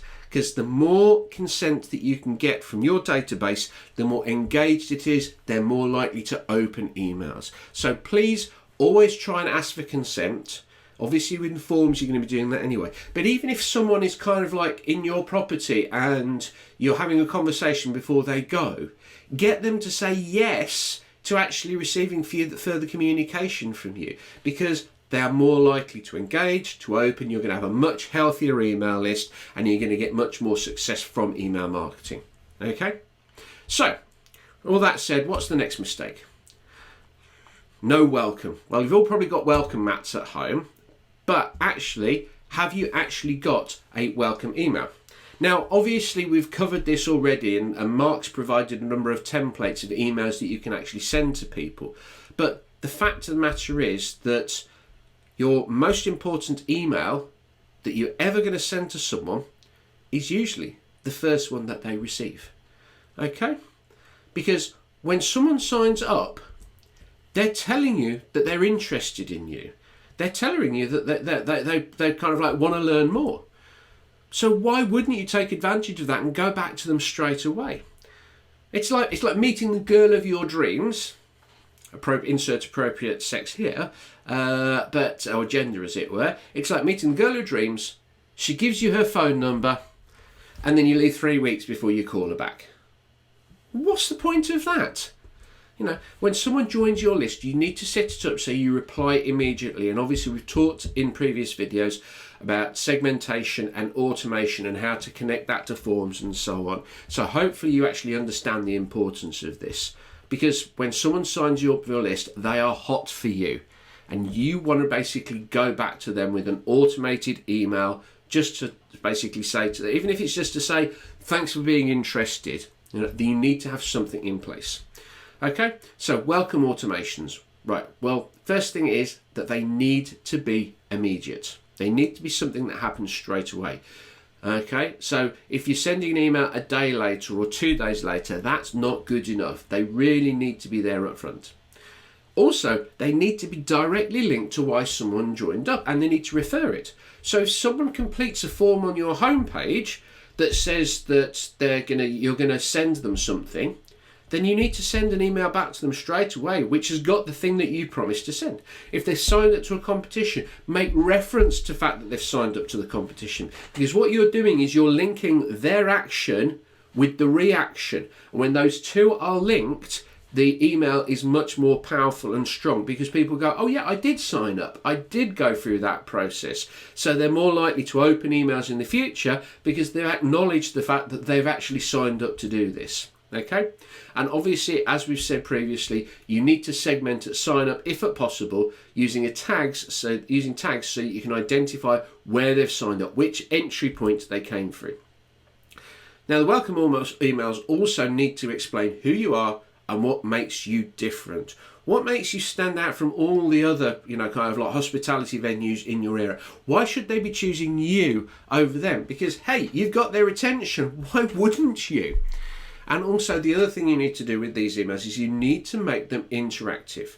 All right. If you can get someone not just to open an email, but to click in the email, to scroll in the email, what it means is twofold. First of all, it means that future emails are not likely to go into spam. They're more likely to go to the inbox, because that actually helps from an engagement point of view.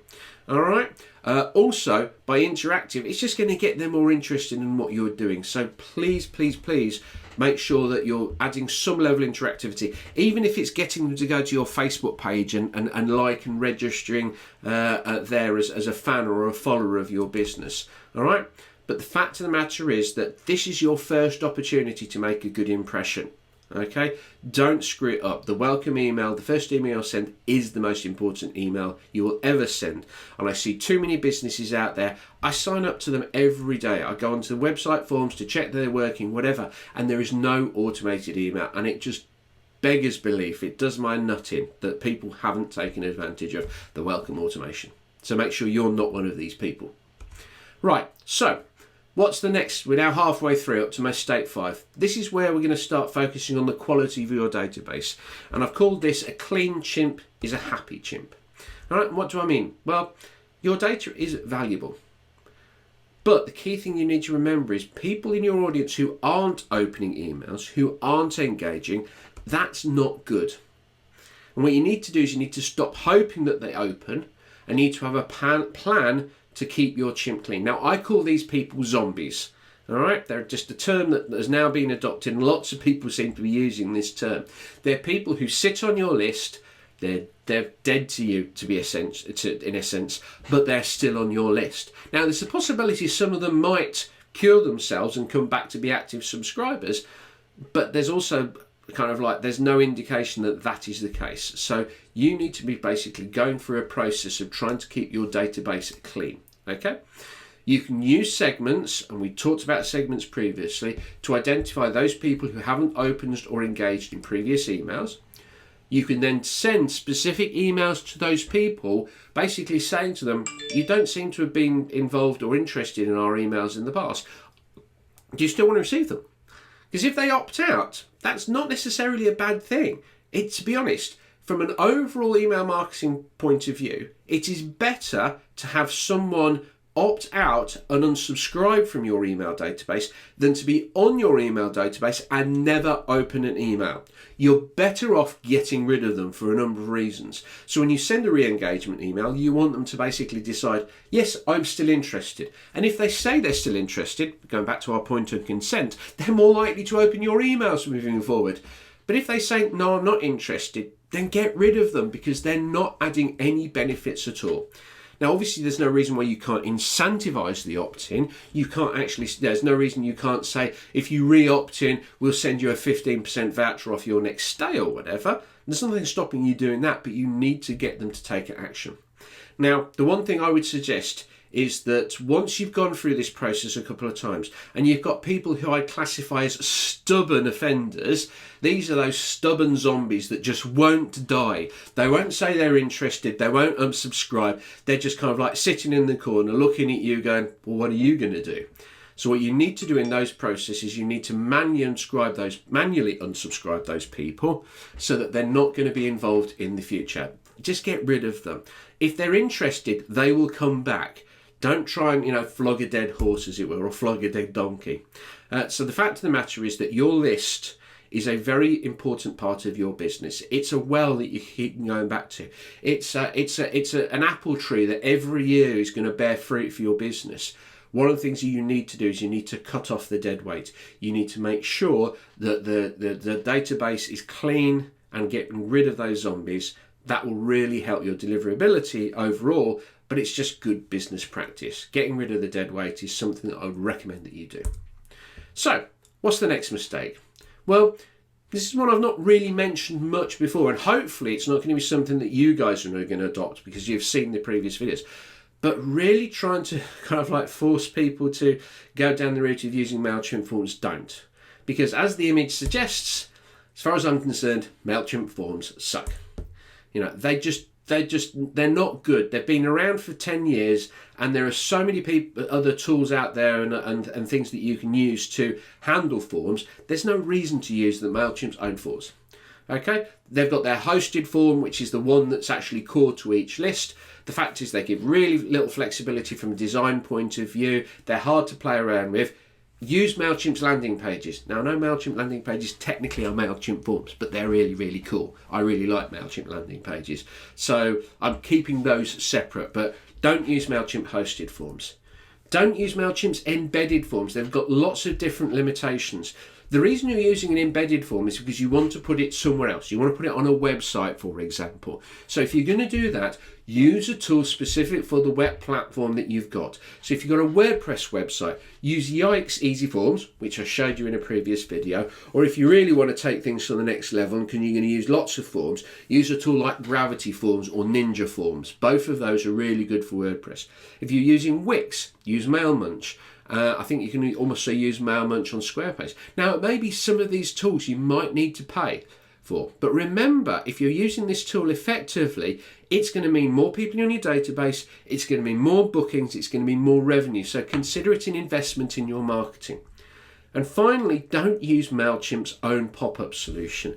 I remember doing a jokey post in my Facebook group, the MailChimp Answers Facebook group, recently, where I just turned around and says, kind of like, are you using MailChimp's pop-up tools? ... Stop, don't use them. They're bloody useless.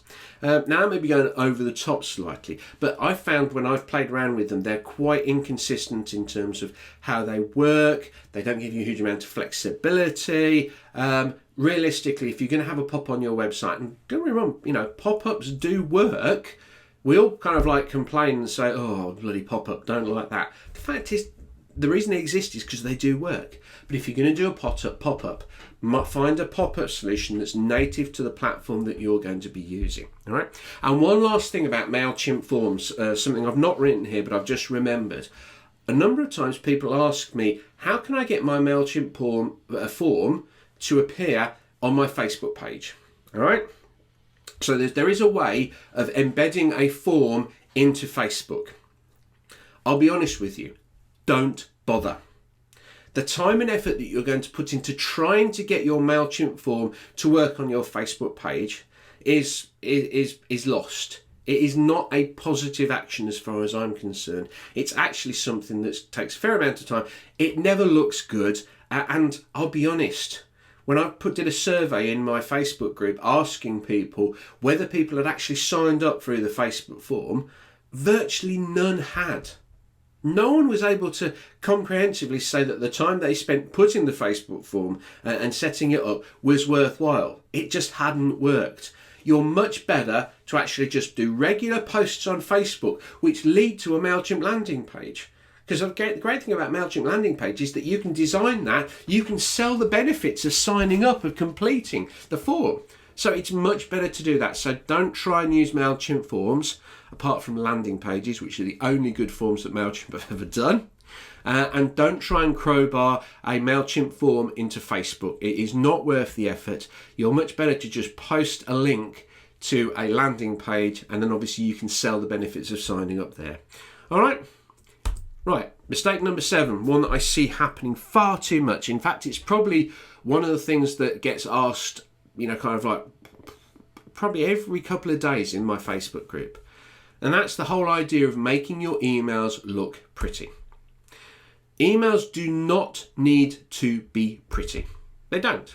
Now, obviously, this is a generalization, but the whole point I'm trying to say is that the more time you spend on making an email look pretty, the less time you're actually spending on what the email is going to say. An email that looks fantastic but has got a really bad message is going to have a negative impact. An email that doesn't look impressive but has got a really good message will still have a positive impact. So you need to focus on that element. Emails get the message across, and they're steps on a journey, all right? So you need to understand what the next step is, the journey is, and you need to think about who you're sending the email to and make sure that the words that you're using are relevant to the audience. Now, I always jokingly say, typically the best emails you ever receive are those going to be personal emails, emails from friends, from family. Well, most of those don't have any images at all. They don't have any formatting. So from that point of view, don't overdo it. Now, don't get me wrong. I'm not suggesting that adding images is a bad thing. Adding images tactically that are going to showcase your location, that's certainly something that may be worthwhile. But if you go over the top, if you start worrying about all of this stuff, it's going to take away from the core message. If you look at the email templates that Mark's provided for you guys, all of those emails are actually designed to just be text emails because it's all about the content. Personally, my standard email design is a logo at the top of the email so people know that it's coming from my business, the actual content of the email, and a footer. And occasionally I may chuck an image in, as it were, but that's really it. So please stop worrying too much about the way your emails look, but make sure that they sound good. Make sure that the content that you're putting is relevant. Okay, and when you are designing your emails, don't forget the mobile phone. The fact of the matter is that nowadays, most emails are read on a phone. Over 50% of emails are opened on a phone for a first time. And generally speaking, 2 out of 3 every email at some point is viewed on a phone. So therefore, if you don't take into account mobile phones when you're designing emails, you're going to struggle. Your emails are not going to work. Okay? So the problem you've got now, however, is that MailChimp, and this is kind of like one of the things that really surprises me, MailChimp basically designs emails on a desktop format. So you can test and prove email, you can send it to yourself, which is something worthwhile, or you can use something like Inbox Preview, but the fact of the matter is that you need to make sure that you're thinking about mobile when you're designing it. And you can also look at your stats. So for example, I had 2 recent campaigns for customers that I work with. On one campaign, 80% of the emails were opened on a mobile phone. But on another campaign, 23% of emails were opened on a phone, which basically meant that you need to understand your database, you need to understand how people are actually reading your emails, because then you can design for that in mind. So key thing here is that mobile matters, and if you're not taking into account the way that you're designing for mobile, then that potentially is going to have a negative impact on your emails. Okay, and then the final mistake. Now, fortunately, I think, because this is something that I know Mark is very hot on, it's not necessarily a mistake that you guys are going to make. Okay, but it's really coming down to knowing your who. Now, when it comes to it, to send an email, you need three things. You need to know what you're going to say, you need someone to send it, and you need to know who it's going to. And bad emails are ones that forget about who it's going to, because the who matters more than anything else. Having that detailed understanding of your audience is everything. Identifying those specific avatars and speaking to them is really important across everything. And this is why I think Mark is really spot on in getting you to really drill down to who your avatars actually are and what motivates them and how are they feeling and what are they going to respond to. Because by doing that, it's going to make your marketing so much more powerful. If you know your avatar, you know what their hopes and fears are. You know the fact that they're coming to visit you because they just want to get away from their regular life. They want a slice of kind of like a little bit of heaven, as it were, away from home life. Or alternatively, they're business customers. They're kind of like, they don't want to have to worry about the fact that, you know, where they're staying. So they can just concentrate on doing their job, and they know they've got a safe, secure and welcome environment when they've been basically working for the day, as it were. You know why they're interested in you. They know what stimulated to come to you in the first place. You know what their objections are. You know the questions they're going to ask when they pick up the phone and go, hey guys, I'm really interested in coming, but can you tell me this?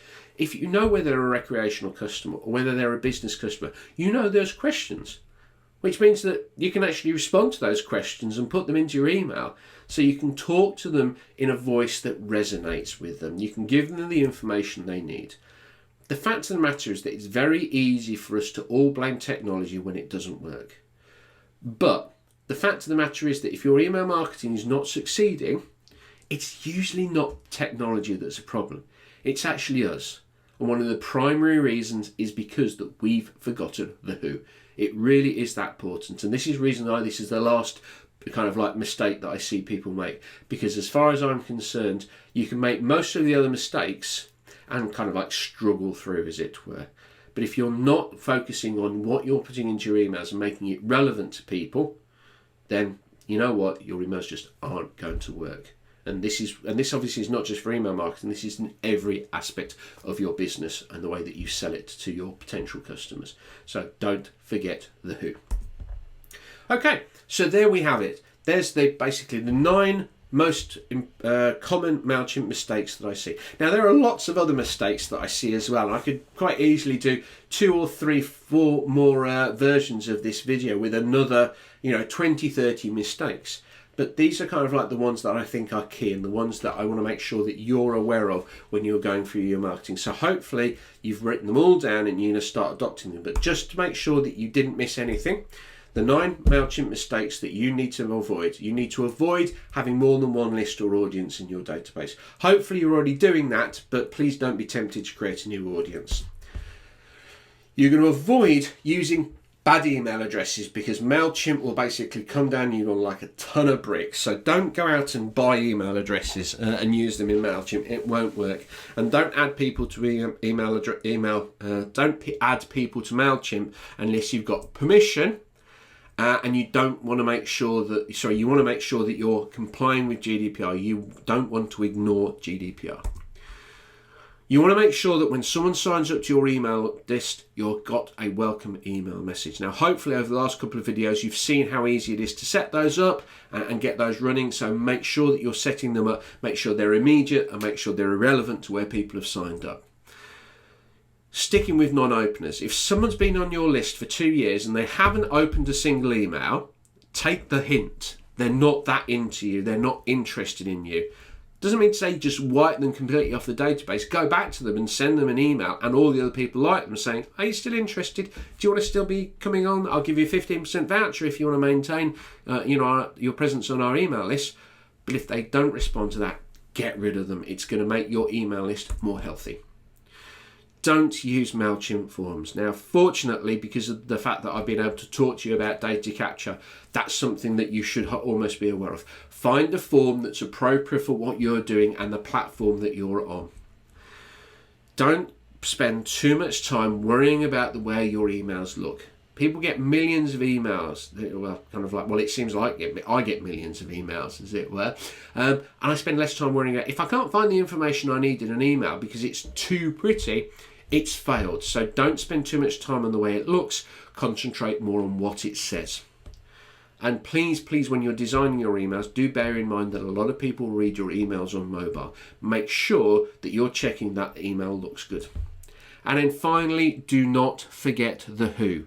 Don't forget who the email is going to. Don't forget the way they signed up. Don't forget the area they're interested in, and make sure that the information and the messages that you're putting to them are relevant and specific to them. If they're not going to react positively, and as a consequence, they're not going to actually come and rebook or even book for the first time with you, because you're not treating them as an individual. You're not paying attention to who they are.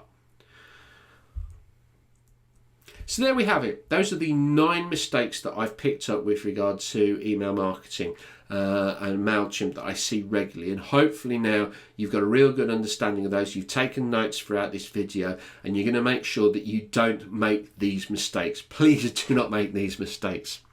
Alright, so this is the last in the pre-recorded set of videos. The next video that you're going to see me on is going to be a live Q&A that's going to be held in the Facebook group. So if you're watching this the first time it comes out, I'll look forward to catching you up in the Q&A section. I know that Mark has actually set up a post so you'll be able to ask your questions, and that'll be like a free-form discussion between me and Mark, because yeah, I know a fair thing about MailChimp, but the fact is Mark knows a hell of a lot about marketing, and very specifically about hospitality businesses, so I'm sure he'll be able to chip in and add value there as well.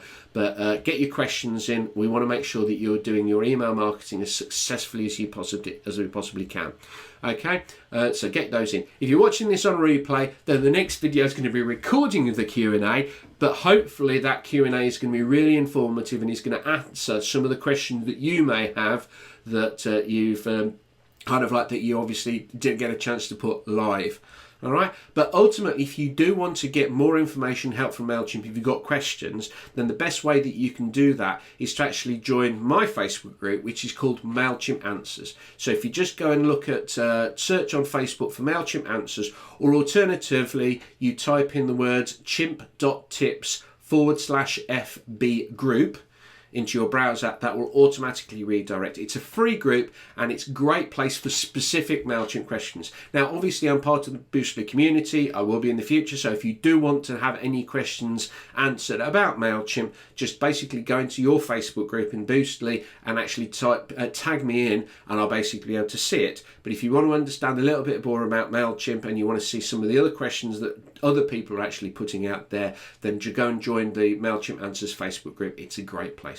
Otherwise, thanks for watching. I hope you found these videos useful. If you are joining us in the live video, I look forward to answering your questions there. Otherwise, enjoy the live video, enjoy the information that you get, and I really hope that this has helped you get a real good handle on email marketing, and MailChimp has removed any of the fear that you've had about using it, and you feel comfortable and confident that this is now going to be a big asset and something that's going to help you grow your hospitality business. Thanks for watching.